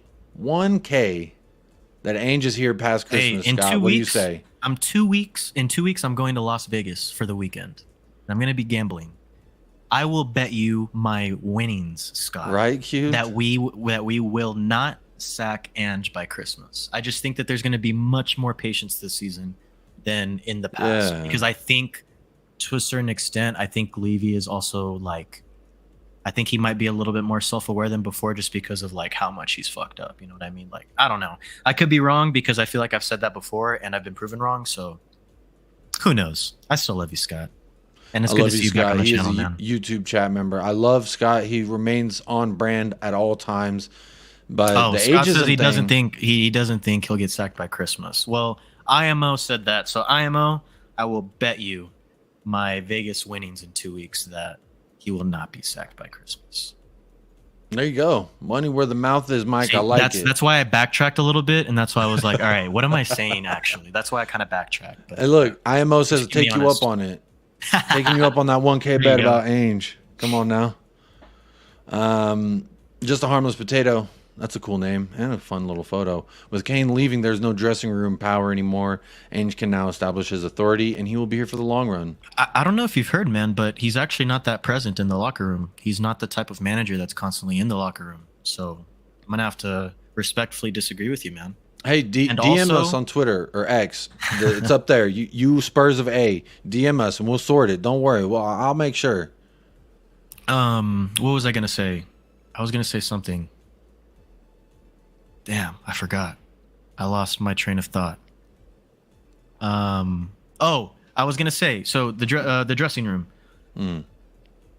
The one thing that gets me a little bit hopeful about just the vibes in the dressing room and the culture is the fact that we named James Maddison a captain, who he's the one player that hasn't been here right through the mediocrity or the disappointment. And to a certain extent, also Romero as well. I know he's been here for a couple seasons now, but in terms of the longevity, like a Son or a Dyer or a Davies or a Hugo, players like that, that is what the reason why I was happy to see Maddison along with Son and Romero is because, one, Son, we already knew he was going to be captain, or in my opinion, I already knew he was going to be captain. I have no quarrels. I think he's the right man to lead us into the future. And Kuti, right there with him, man. Kuti, I thought, was a really good vice captain. He's already got the passion. He loves the club. He could have gone anywhere this summer, man. And I just feel like he could have gone anywhere this summer after the way the season ended. Manager sacked, bringing in a new manager, the likelihood of Kane going. And there were reports that he got an offer from Barcelona. He turned it down. This is my club. That's what he said. that is what also gets me excited about the fact that he's a vice captain, because I want players who want to be here. You know what I mean? Like, I want the people who are representing my club who are committed. They want to be here. They're in it for both Ange, the new era, the regime, the fans. And I think adding Maddison to that trio, someone who hasn't necessarily been here before, but he knows what it takes to win. And I might get stick for that just because I know it's Leicester. They just got relegated. They still won more trophies than we have in the last 10 years, man. So that's what I'm trying to get at. You bring in a guy like that who has won trophies before at a different club. I think that he brings really good vibes all around. We've already been getting very good reports of how well he's been integrating with the team since literally day one. And I think he's going to be a fresh face and a fresh voice that I think will be much needed in the dressing room this season. That's why I'm actually very, very satisfied with both the captain choice and the vice captains. What about you, Jacob? What I will say about this vice captain thing, I did briefly talk to Sean from Spurs Talk Show on Perchy's channel a little bit earlier, and there was some skepticism over this whole why is there a vice captains thing, etc. And to me, I liked it because I felt like, if anything, that's holding Son accountable, because we can all say Son's the captain, he's the obvious leader, the obvious choice, and I agree. I've been flying that flag that he's our captain if Kane leaves, and it arguably should have been our captain even if Kane stayed, just because of his commitment to the club. Now, with that said, that doesn't mean he's untouchable. And I believe with this vice captain thing, it also shows the rest of the players, look, like, Son is our leader and our captain, but imagine if he has the start to a season like he had last season. We're going to need someone who then is also still in a leadership position, and at that point to say, oh well, now this person or that. If we have to drop Son, we have to drop Son, and we have to find a captain, and it's gonna. And we found it, Romero or Maddison. And I know the whole, Maddison's been here 30 days, something like that, and he's already a vice captain. To me, how long has Ainge been here? This is the Ainge regime. This isn't the Tottenham Hotspur of old. This isn't your Eric Dyer deserves to armband just because he's been here soaking up the most air. No, this isn't that. This is a new era, a new Spurs, and it's all under Ainge's leadership. So these players are the ones who Ange Postecoglou has picked to represent and to push his message to the locker room. And I completely support it. I'm all on board with it. And you know what? I trust it. And it's nice when I trust it, and I feel vindicated for all the people that came in the chat and said Sonny doesn't possess leadership quality. Clearly, Ainge disagrees. Romero can never be a captain. Clearly, Ainge disagrees. Just saying. Yeah. And the other thing about it is, who has been the one person who has seen everything? You know what I mean? Like, in terms of this summer, who is the one that's been seeing the leadership characteristics? Who is the one who's been seeing how well they've been getting into, how well they've been integrated into the squad? Who has been a really good teammate? Who's been a really good leader so far this summer outside of Kane? That's what makes also me have a little bit more comfort in his decisions, is because I just trust him at this point, man. Like, and I feel like to a certain extent, we're forced to, just because obviously he's our manager. We have nowhere else really to turn to, especially now that Kane's gone. But the other side of that coin, it's our fucking manager, man. I'm getting behind this guy. You know what I mean? Like, and that also connects back to one of my original points that I kind of started the show with. I also feel bad for him, man. Like, this guy's been put through the ringer so far this summer. Mm-hmm. Whether it be press conferences, whether it be players leaving, whether it be preseason games getting canceled, like a lot of stuff outside of his control has been going on, and I just feel super bad for him. So that is what gives me a little bit of extra motivation to get behind the man. You know what I mean? Like, I just want the drama to be over. I want him to have his guys that he wants playing in his system that he wants to play. And I want to see where it takes us. So that's the small part of me that is a little bit hopeful for this season. But there's still that big part of me that's like, fuck, man. No Kane. It's a new system. We still don't have necessarily a very deep back line. How many goals are we going to leak in this season? Which we'll get into in a little bit, of how many other players we think we'll bring in before the window closes. But that's where I'm at right now. Big up, Gina, huh? Big up, Gina. The shirts you ordered for me are on the way. So thank you so much. They're on the way. And she was also in here hashtagging Captain Sonny. We've been championing Captain Sonny. So Gina, celebrate yourself today and big up yourself right now for being here, first of all, and then second of all, for being Team Sonny, never wavering in your faith. And we get to celebrate today because we were the ones who said Sonny is the only captain for me, and Ange agrees with us. And it's great. Whenever I say back Ange, I fully mean it. And I was fully prepared and welcome to whatever Ange said, who he wanted as captain, vice captain, whatever Ange says, I'm going to back, because at this point, I need something to believe in, and he's given me a lot to believe in. You mentioned that he's been put through the ringer already, Michael. For me, I love the way he's handled it.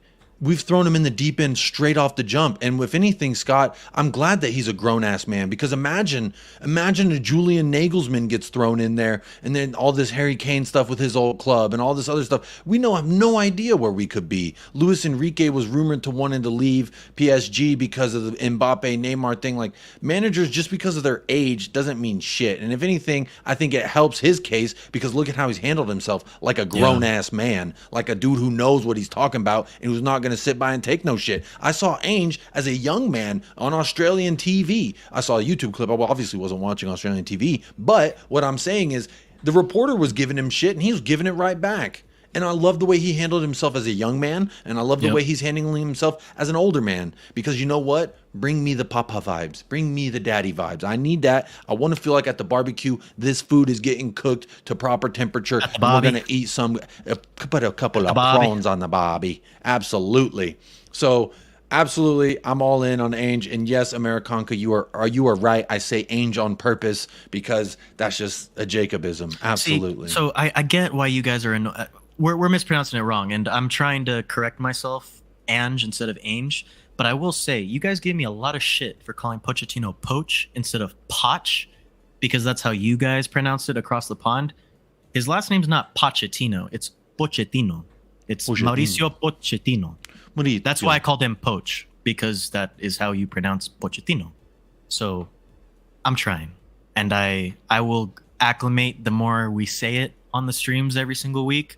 Mm-hmm. But yeah, Ange, not I'm gonna try. I'm gonna you start. can say however you want. Ange, I'm sticking with Ange. Ange. If I ever call him Ange, know that means I'm upset with him. Know that means I'm not happy. Oh, know that, because the same thing with Paratici. I used to call him with a cool meatball accent because I wanted to give him the gustos. Angelos. Yeah, the Greek man. I love that name. But you know what? Big ups Jaw Dank in the house. Big up Gino. Jaw Dank was good.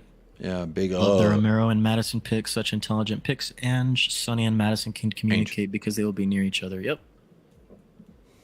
I'm also just excited to see James Madison play, man. What I've seen in the preseason, obviously the limited minutes that he's gotten, it's getting me excited, man. I'm glad we have finally a facilitator and creator in that midfield that we were attacking minded. You know what I mean? Mm-hmm. Bentancur obviously was a great creator at times, great facilitator, great in the middle. Obviously our best midfielder before he got injured. But in terms of like that attacking mindset and getting into the box constantly, oh man, I'm just so excited to see James Madison play for us, man. And I'm gonna say it again. I called for him for the past 2 summers. You signed did. James Madison. You did. Everyone told me to fuck off. And I said, I don't care what he tweeted. He can turn it around. And look what he did. He turned it around. He loves Spurs. And for all of you saying that he hates Spurs and why would he join Spurs if he didn't want to be here or if he didn't grow to like them? You know what I mean? Opinions change, guys. Absolutely. Opinions change. Absolutely. Except for Dyer. I don't like Dyer. Big up Alex Wood in the house. Big up Wolves 5, just running through some of the chat here.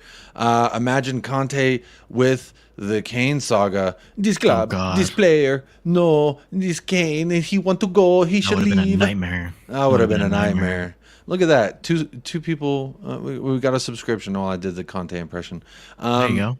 Scott says, Ange has come off the blowhard loser has come off as a blowhard loser. He is handling this. I don't understand. Hard disagree, my guy. But I would disagree. Have you seen his press conferences?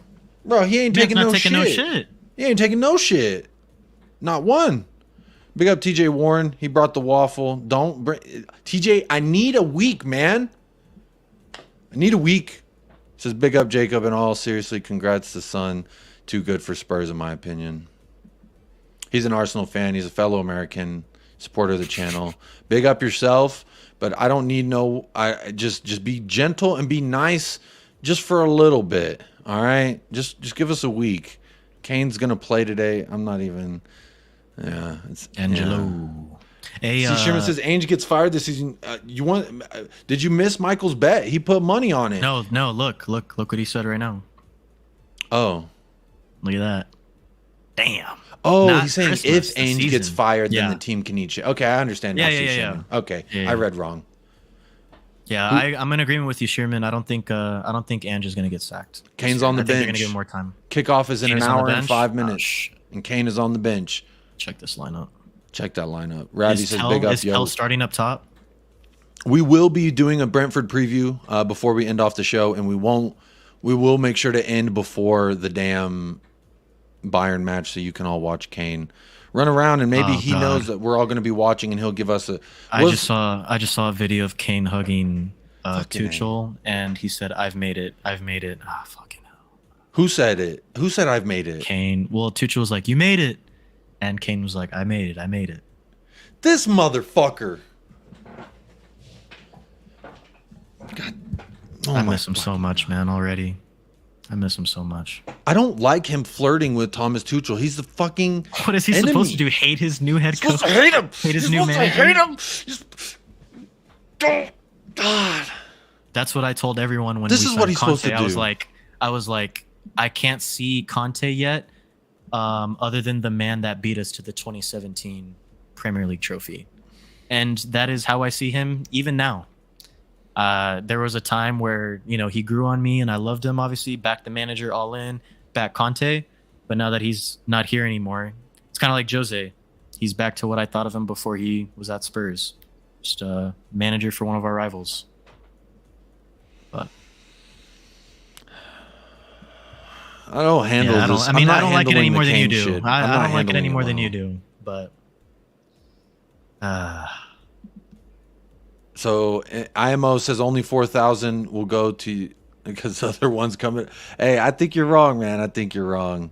Ravi says, question: how do Spurs stop any Brentford attacks? We are about to preview Brentford as soon as I calm down a second. I'm a little heated right now. You just imagining him and Tuchel embracing each other and him saying, "I made it." That clearly shows that they've been texting beforehand. They've been talking. They're friends, and I know this is how business works. But I don't like it. Doesn't mean I have to like it. Doesn't mean I need to be okay with it. I'm emotionally not okay with it.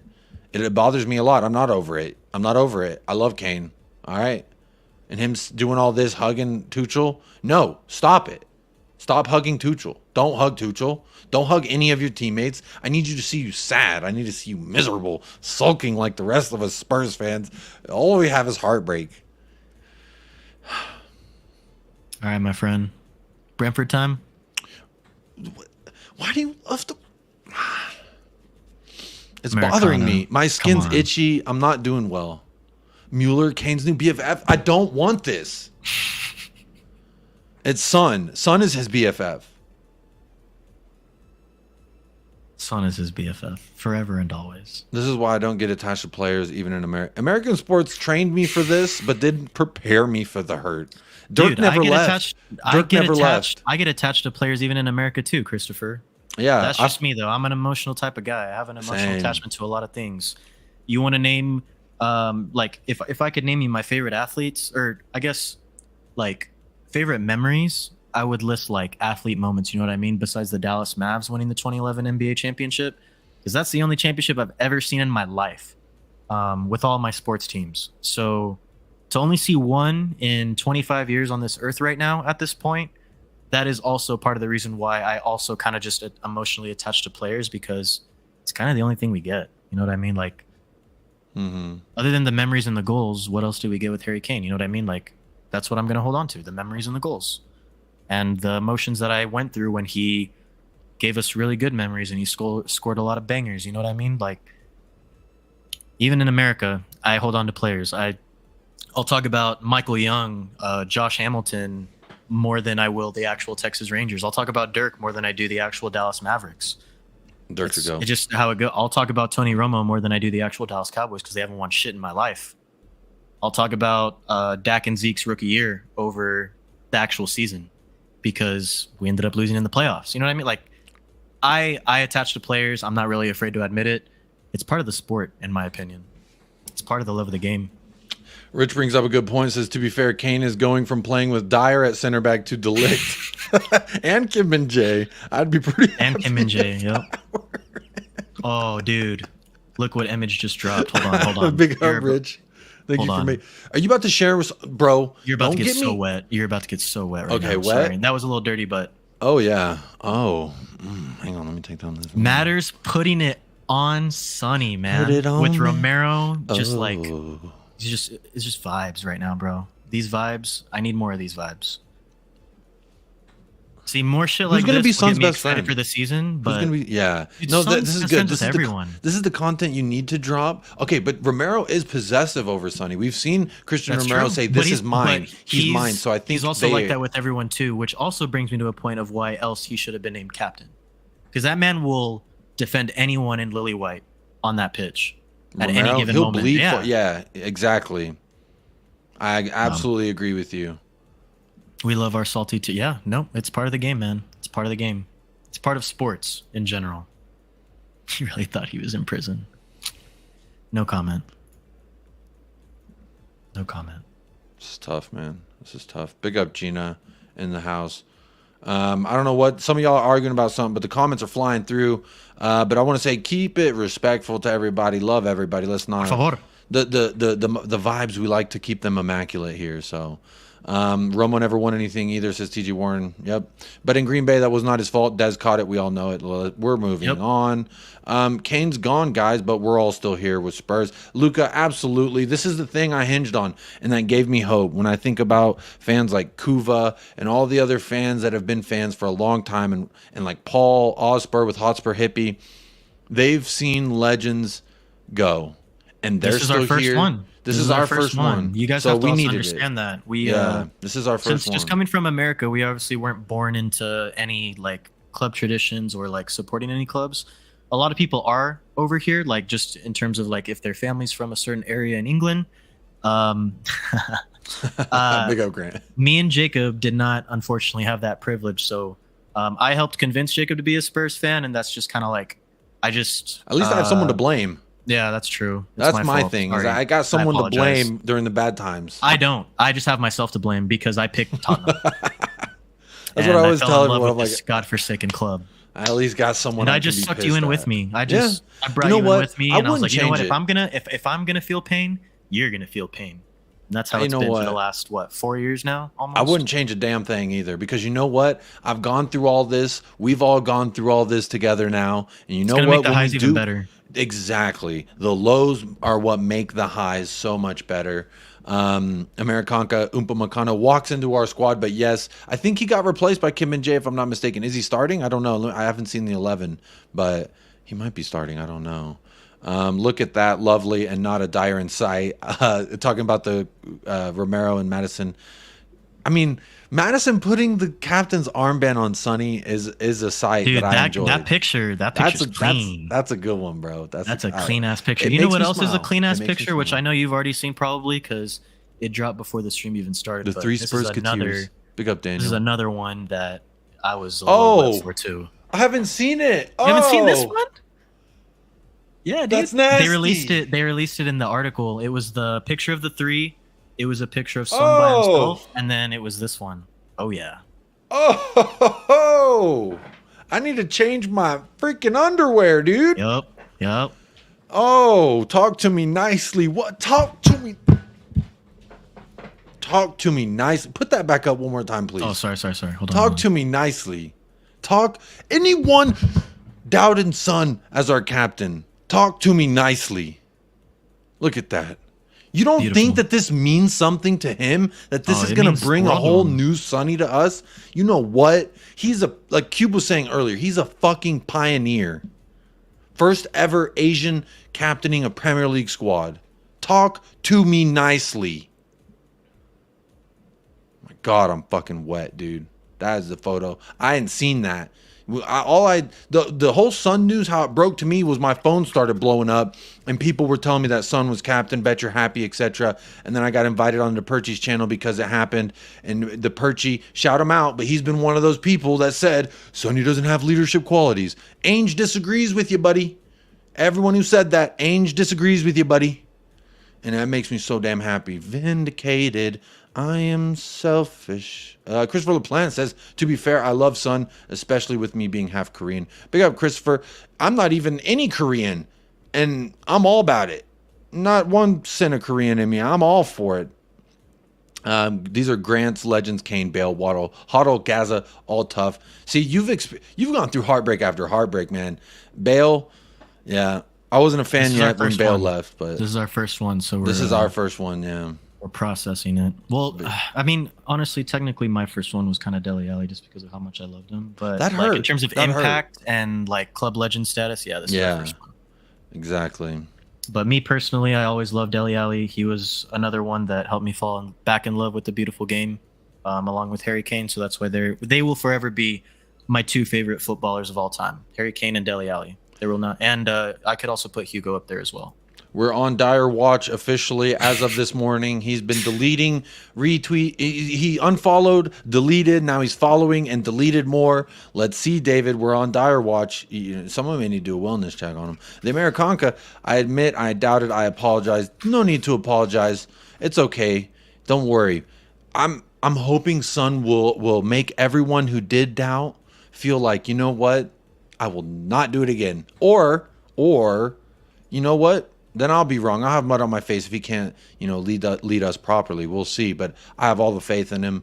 And, man, that makes me so happy to see that thing. He's so proud. You can see it. Even Matters is gleaming. Everyone, I mean, that was just so much love in that room. And that shit makes me excited as hell. Gina says, Sonny's such a class act and role model. Instagram post to honor Harry. Hooray. I'm leaving Kane. And Instagram post to share about how much being a captain means to him and his family. Absolutely, Gina.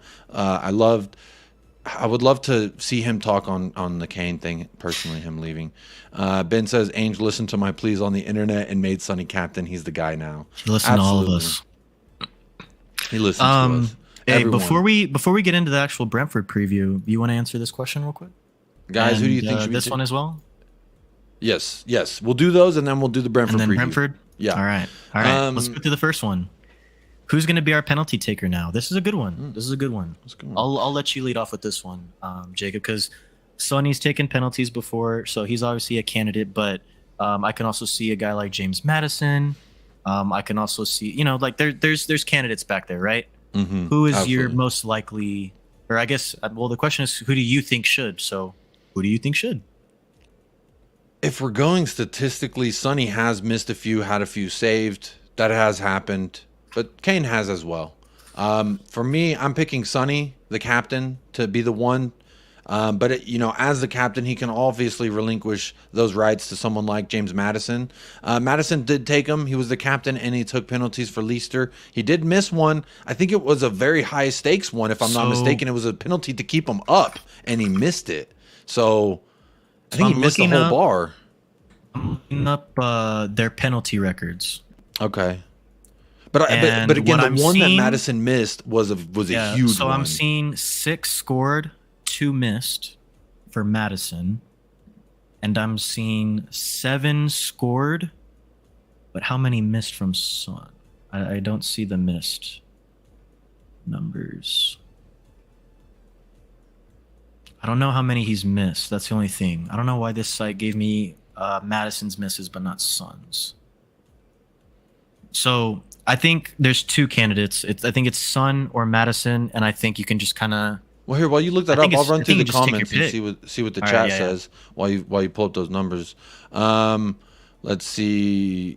Grant says Sonny for penalties. Scott M says I think it should be Son or Maddison. Yeah, those are kind of the 2 I'm thinking. I have the total penalties missed, my guy. It'll be Sonny. Maddison is backup, says Rich. Cube says Sonny free kicks, and then Mads.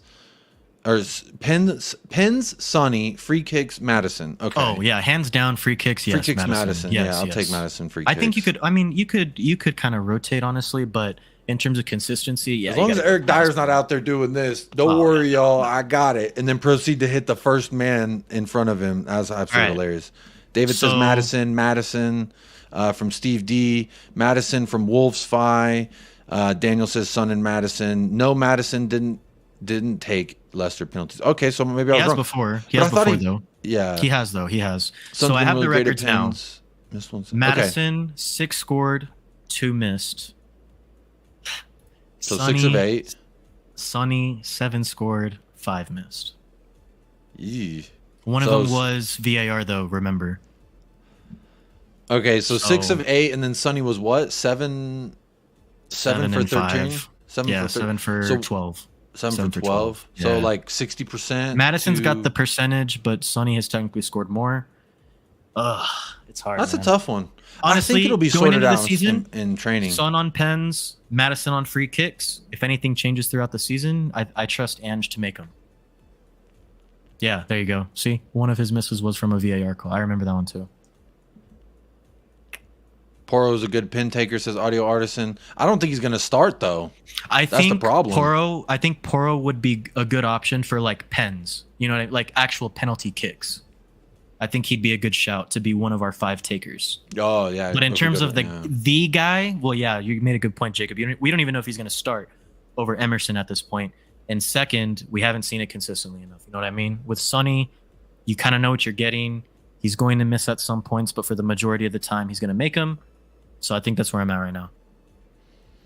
Wolfsfly says it's been 80% Vardy who took the pins for Leicester over the last 8 years. But yeah, but last year specifically, I remember there being a penalty that he missed to keep them from being relegated, and he missed it. And to me, that's high stakes. I need you mashing those. When Kane stepped up, Michael, we always said that's it. That's a goal. That penalty, Kane stepping up, that's a goal. And I don't know, Son scored 7, missed 5. Yeah. Cube says the only silver lining. Oh, my bad. Cube says the only silver lining of Kane leaving is we will never see Kane take a free kick for us again. There you go. Dirk is my hero. Dirk is a goat. Richie to take. Dragon D's nuts. Shearman. Oh, Shearman knows. Tell me who that is. The goat. Back on the court for your Mavs. It's that dude. Dirk Nowitzki.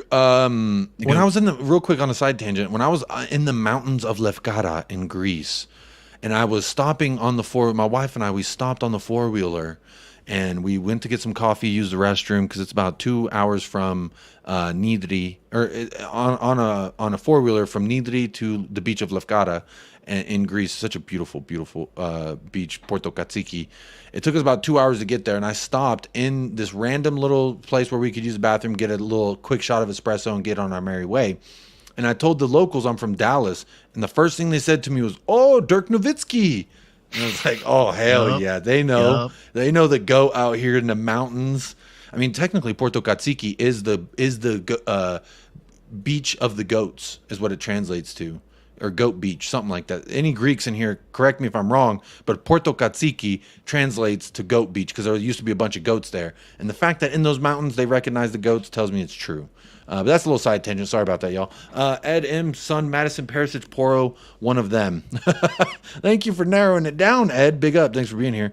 Son's missed ones are from like 5 to 6 years ago. He's been he's taking them for Korea. He's taking free kicks for Korea, so I have no problem in him doing it. He's my choice. If I have to say between him or Madison, I'm choosing Son because you know what? He's my captain, and I've seen him take them before, and I think he could do it.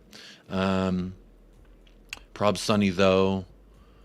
There's only very few Matters pins, and the least are Newcastle winning 3-1. Okay. I trust you, Wolves. I don't know for sure. I'm just repeating things that I've heard. You're right. Last missed penalty is in February of 2020, says the harmless potato. Newcastle thrashing Villa. I wish we had Diaby. Poro or Perisic for pins, says Audio Artisan. Poro's not going to start. Perisic might start unless we do Richarlison through the middle. Then Sonny's going to start. So these are 2 maybes to start. I don't see either one of them taking the thing for it. But I'm fine with Perisic too. He's got the vet in him, but I don't know. That's true. Everton Matters pin missed, basically relegated Leicester. Yeah, exactly. Hey, that's maybe he knew he was doing because he wanted to come to Spurs. Hey, there you go. Took Isaac out of my fantasy team and he's doubled up. Oh, nice. I have Isaac in my fantasy team. Glad to see that. He's got a brace right now. Nice. Him and Holland with braces opening week. Feeling good about my choices. Big up, Ben. Take care, my friend. Thanks for joining us today, man. Yeah. Michael, good to see you back. Alan, Tony in January. what's good, man? Alan has been on a, it's a rumor right now. Alan's been on a streak of asking me to play the damn videos of who laughing about what. Oh God, no. Today's not the day, Alan. No, Today's not the day. Happy to finally have someone on free kicks. Get in there. Mad says cubes. Big up. I agree. Son scored his last 3 penalties in a row, so he is in the discussion, in my opinion. Absolutely, he's in the discussion.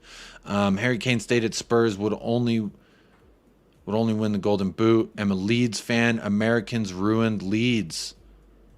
USA women's team crap. I mean, this season we were, but look at the past 4 World Cups. Look at the past 4 Olympics.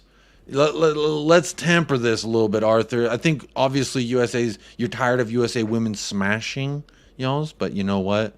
Hey man, football's actually our sport. Oh, he said English football. Okay, he's specifying. All right, Arthur. We'll let you get on your soapbox for now.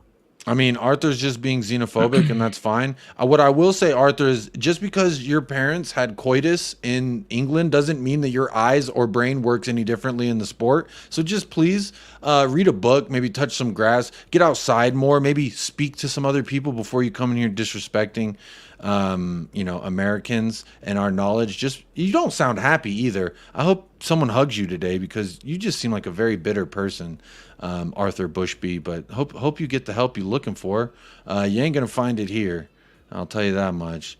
But yeah, Arthur, yeah, he's ridiculous. USA. Isn't it funny how people think just because their parents fucked and then had them in the UK that all of a sudden their opinion is somewhat more valid than anyone else's across the world, not just Americans? Well, I'm Mexican, Hispanic, so there's that, dude. Like, what's the most popular sport in Mexico? Soccer. Arthur doesn't even know how to spell English language yet. He's so high and mighty on his English. Yeah, look at that. He's probably 12. Brother. Brentford time? Absolutely. All right. Ladies and gentlemen, we are playing Brentford tomorrow in a Premier League match for the first time since May. So I think you guys all remember the last time we played Brentford. We unfortunately lost 3-1, I think it was. Back in May.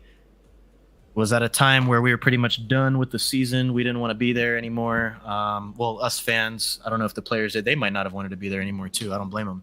Last year was shit. But the one thing I will say is they have only won 2 of their 10 meetings with us in the Premier League. So history is relatively on our side. But it should be a good game, man. One of the best things that I can say about Brentford is how well they play as a collective unit and as a team. And I love that atmosphere in their stadium, which is one of the reasons why I'm a little bit worried for tomorrow. I'm not going to lie. Just because I think it's going to be a hostile environment. We're obviously not going to be there without Harry Kane. But it's going to give the players a chance to step up, which is what I'm excited to see, hopefully. It's just a matter of who is it going to be and how many people are going to step up to fill those shoes. So getting into it, man, how are you feeling overall? And you think we'll get a dub? I've predicted this. Well, we'll do score predictions at the end, but you think we're going to get a dub? Yes, I do. I think the dub incoming. This is a potential starting lineup based on what SofaScore has us looking like. So obviously SofaScore is saying Richarlison will take over for Harry Kane. Ben Davies starting at the left-sided center back, and they have Pedro Porro also starting at the right back. I think a few of these things will be different. The question mark, though, in the midfield, if you see here, they have Oliver Skip chosen. I think it might be Papa Matasar, in my opinion. Although Skip did have a very good showing versus Fardalonia. But when I look at the way we line up, I think they're going to score goals versus 110%. And Buemo is very talented. I like that number 11. What's his name? Wissa? Yeah, they have him here in this central role, but I don't think he will start there. What I think it's going to be is Mbeumo on the left, and I think Sade in the T-Pain voice, he will be in the middle. That number 9 that they got, I I think he's going to be in the middle. And then I see Wisa out on the right-hand side. Personally, I've been watching them this preseason. They have run with this, but they have also with Sade been using him as like their Tony replacement type up front. So I would not be surprised at all if both of these lineups and formations look completely different. But for me, they're definitely going to score goals. They're going to get in behind us. If Pedro Porro starts, like SofaScore is trying to predict here, I've said this before, Michael, the only thing I'm doing, if I'm a manager, right, and I'm looking at Pedro Porro and he's starting, I'm telling my left winger, run behind him. Whatever you do, whichever way he's looking, run behind him, and we're going to send balls over the top because he cannot defend those. He has no spatial awareness on the defensive side as far as I'm concerned. So hopefully it is Emerson. He's a little bit more composed defensively, and I think we're going to need that because with the high line that we're pressing with, who's going to start there on the left side center back? Has Mickey Van de Veen had enough time? He has the pace to get back, but will he be the starter? I don't know. I honestly don't know. But what I will say is I think it's going to be a high-scoring match. I'm gonna make a wait. Do we still have our old banners from? Do we? I'm saying if we have our old banners. Oh. Boom. There we go. In the chat right now, while we continue previewing Brentford and Spurs, hit us. I will star them and we'll bring them all up at the end. Everyone hit us with your score predictions and who scores for Spurs. It doesn't matter. You could do Brentford goal scorers. I don't care. But I mostly want to know what you have the final score being, and if we lose, who's still scoring our goals. I want to know. So in the chat, I will see anyone who puts their prediction. I'll star it and we'll read them at the end. But yeah, so I just want to put that out there for you. When I look at their defense, Rico Henry, he's decent. Ben Mee, he's a solid defender. Ethan Pinnock, he can be porous. Aaron Hickey, I don't even know who Aaron Hickey is. And then I look at their... Embuemo's doubtful. Okay, that's nice. Rico Henry's doubtful. Ivan Toney suspended. Oh, that's the table. When I look at... I was looking for their bench, but it doesn't show like who their roster is. But yeah, man, what about you? At least from a Spurs side, I think this is pretty similar. Although I'm going Sonny in the middle, Perisic on the left, Sarr instead of Skip here, and then Emerson Royale instead of Pedro Porro. And in the left-sided center back, I'm saying Davinson Sanchez. Okay. I'm saying Davinson Sanchez is going to get the start. Based on his preseason performances? Based on Barcelona alone, because like I said, I think Ainge put the meat on a platter. He said, hungry dog, eat first. And who's the hungriest? Davinson Sanchez was hungry versus Barcelona. And if he can give us that shift versus Brentford, hell, we could be looking at something nice. I disagree. I still think Richarlison will start up top with Sonny on the left. I think Ange will try that at first, and like I said, I think if it doesn't work, he'll switch it up to the Perisic and Sonny through the middle idea. But I think I'm going to agree also with Emerson for Porro. I actually think Ben Davies will start because, I mean, they're trying to sell Davinson Sanchez. You know what I mean? Like, that's the only reason why I think Davies will start over Sanchez is because I still think he's out. He's on his way out the door. Big up, man. Big up, C-Cube. So that's why I think Ben Davies will start there, which brings me to my next point, which is why I think we'll draw 2-2. Because I guarantee you one of those goals will be Ben Mee dunking on Ben Davies off of a corner or set piece. It'll be a header. That I guarantee you. I'll put money on it right now. One of their goals, if Ben Davies is starting tomorrow, one of their goals will be a cross into the box, whether it be from a set piece, from the run of play, or a corner kick.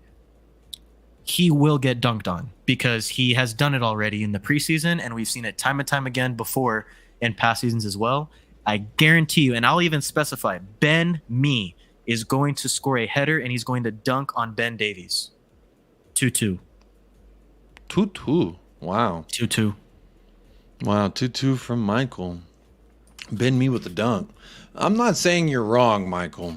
I just think the end result will be a little bit different. I do see somebody dunking on us 1,000%. Maybe 2-3 people dunking on them. I could definitely see that. Our defense is known for this preseason. We could not keep a clean sheet no matter who it was. West Ham, Shakhtar, Barcelona, Sea City Sailors, whatever. You know, yeah. It's... We've seen it. So what I'm going to say, I'm being bold here. And everyone just hang on with me now. I'm saying we're going to win this mug 4-3. Talk to me nicely. I see it being a goal fest. I like what I've seen. Lucas says Brentford's new goalkeeper looked nervous in their preseason games. That's exactly what I want to hear. Nervous goalkeeper, and we're pelting him with shots. Fabianski saved, 30 damn shots the first preseason match. We're going to be creating opportunities. Now it's just a matter of who it is and who's going to finish those opportunities. But my prediction, I think 4-3. I think Sonny's going to get a brace. I think Richie, if he comes on or starts, will get a goal. And I'm saying someone from the midfield, either like a Madison, Skip, Sar, Basuma, whoever it may be, also going to get on that score sheet.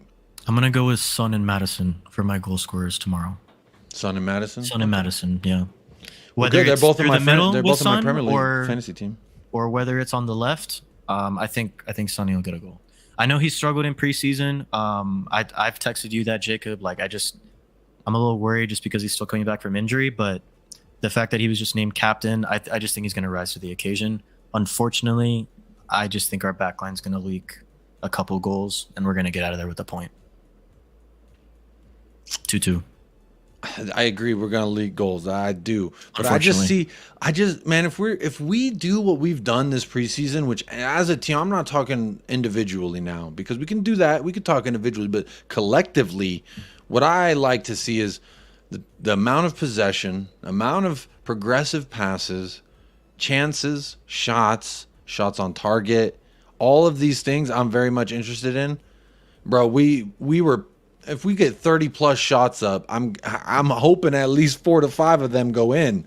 So that's why I'm saying 4-3. We're definitely leaking goals. Whether it be on set pieces, open play, transition. We're going to get caught out some way, shape, or form. So what I will say is I think we'll be all right. I think we're going to be all right. Let's see here. I'll go through some of these predictions. I got them starred. Scott M says 3-0 Brentford. No goal scorers because we're losing. All right.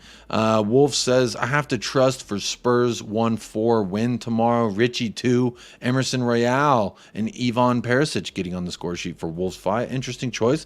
I like it. You got us winning. I'll take it. Ed M 2-1. Scarlet bench. Scarlet off the bench with the game winner, says Ed M. This is a fun one. Can you imagine that? The conversations around Dane Scarlett if he comes off the bench and scores the game-winning goal tomorrow. Wow, insane. I'll be in fucking sane, Ed. I love the prediction. Go boldly, man. Go boldly. That's what I say. Rich, here, I'm gonna interrupt you real quick. But for a good reason, though.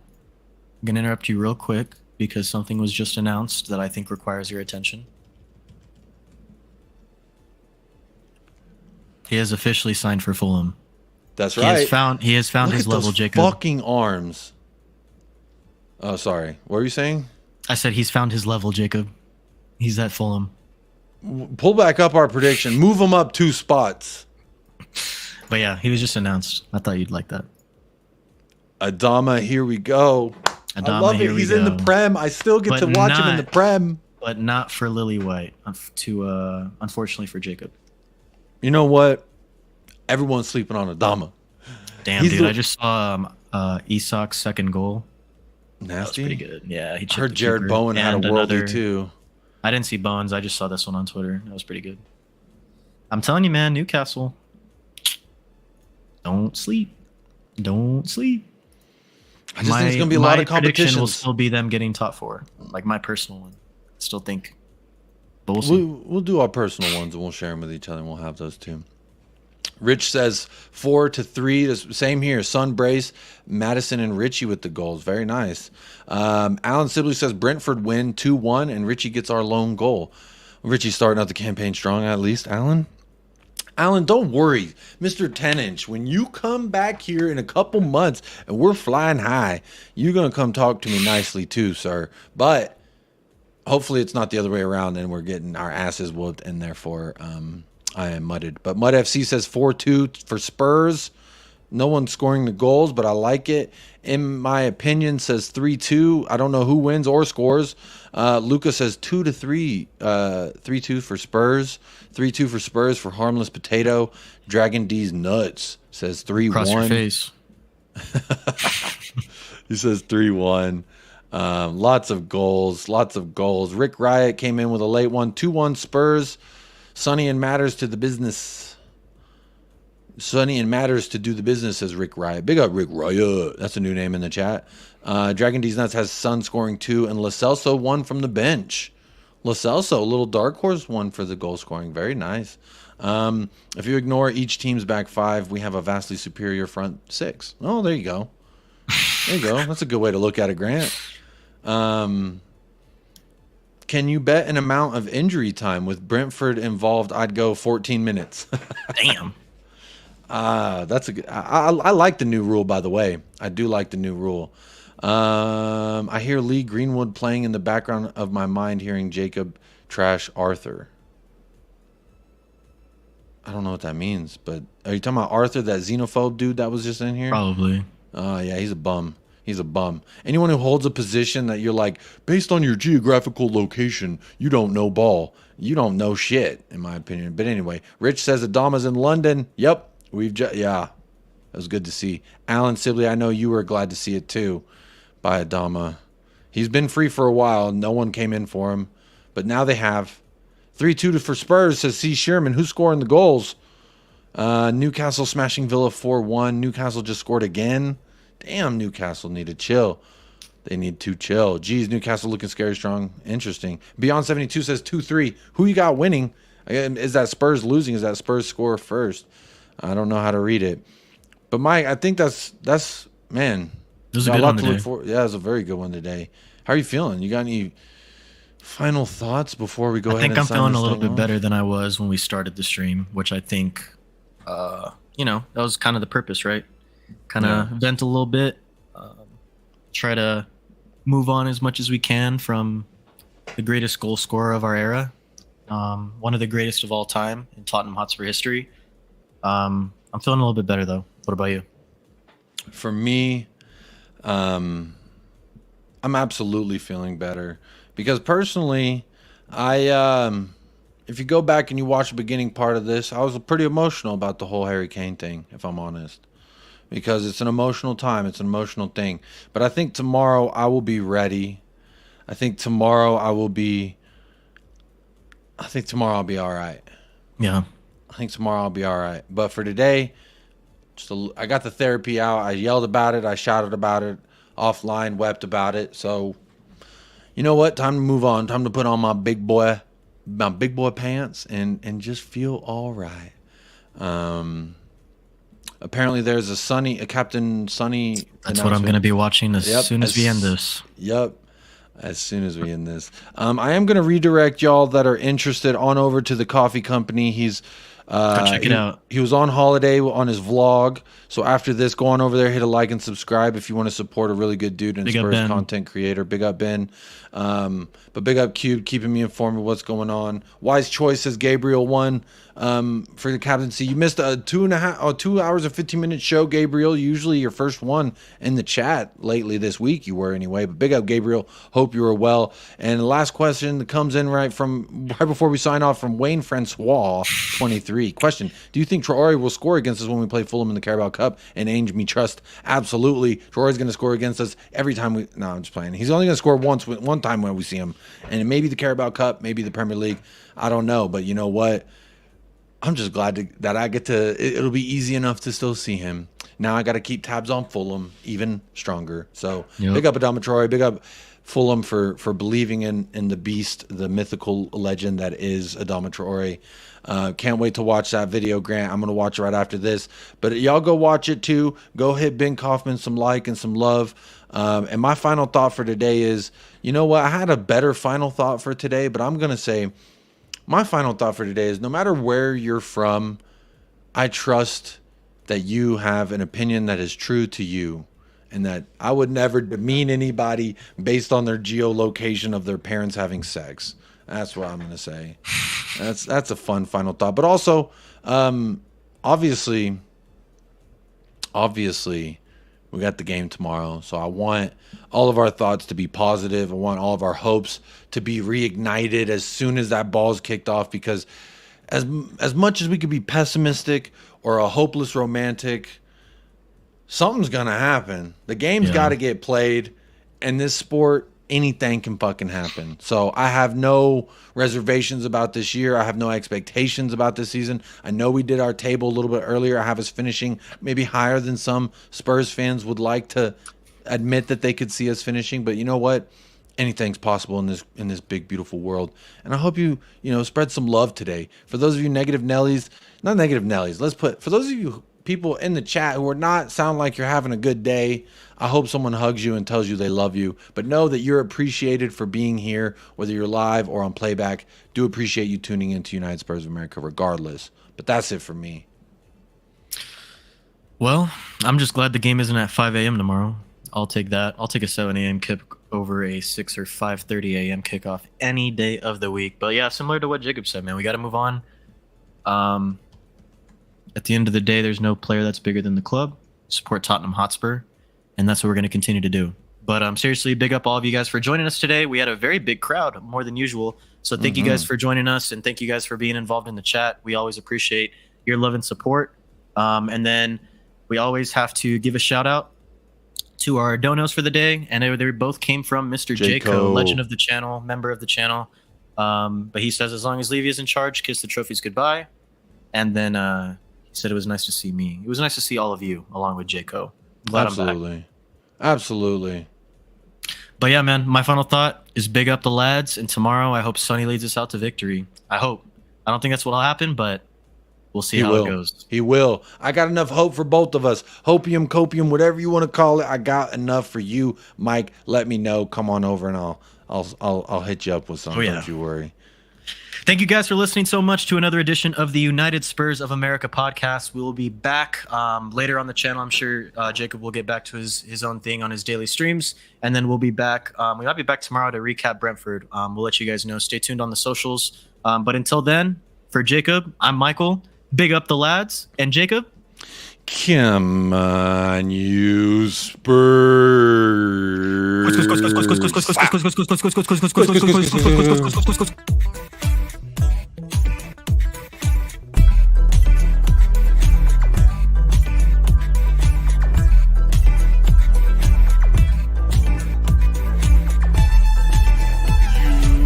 United Spurs of America with your hosts, Michael and Jacob.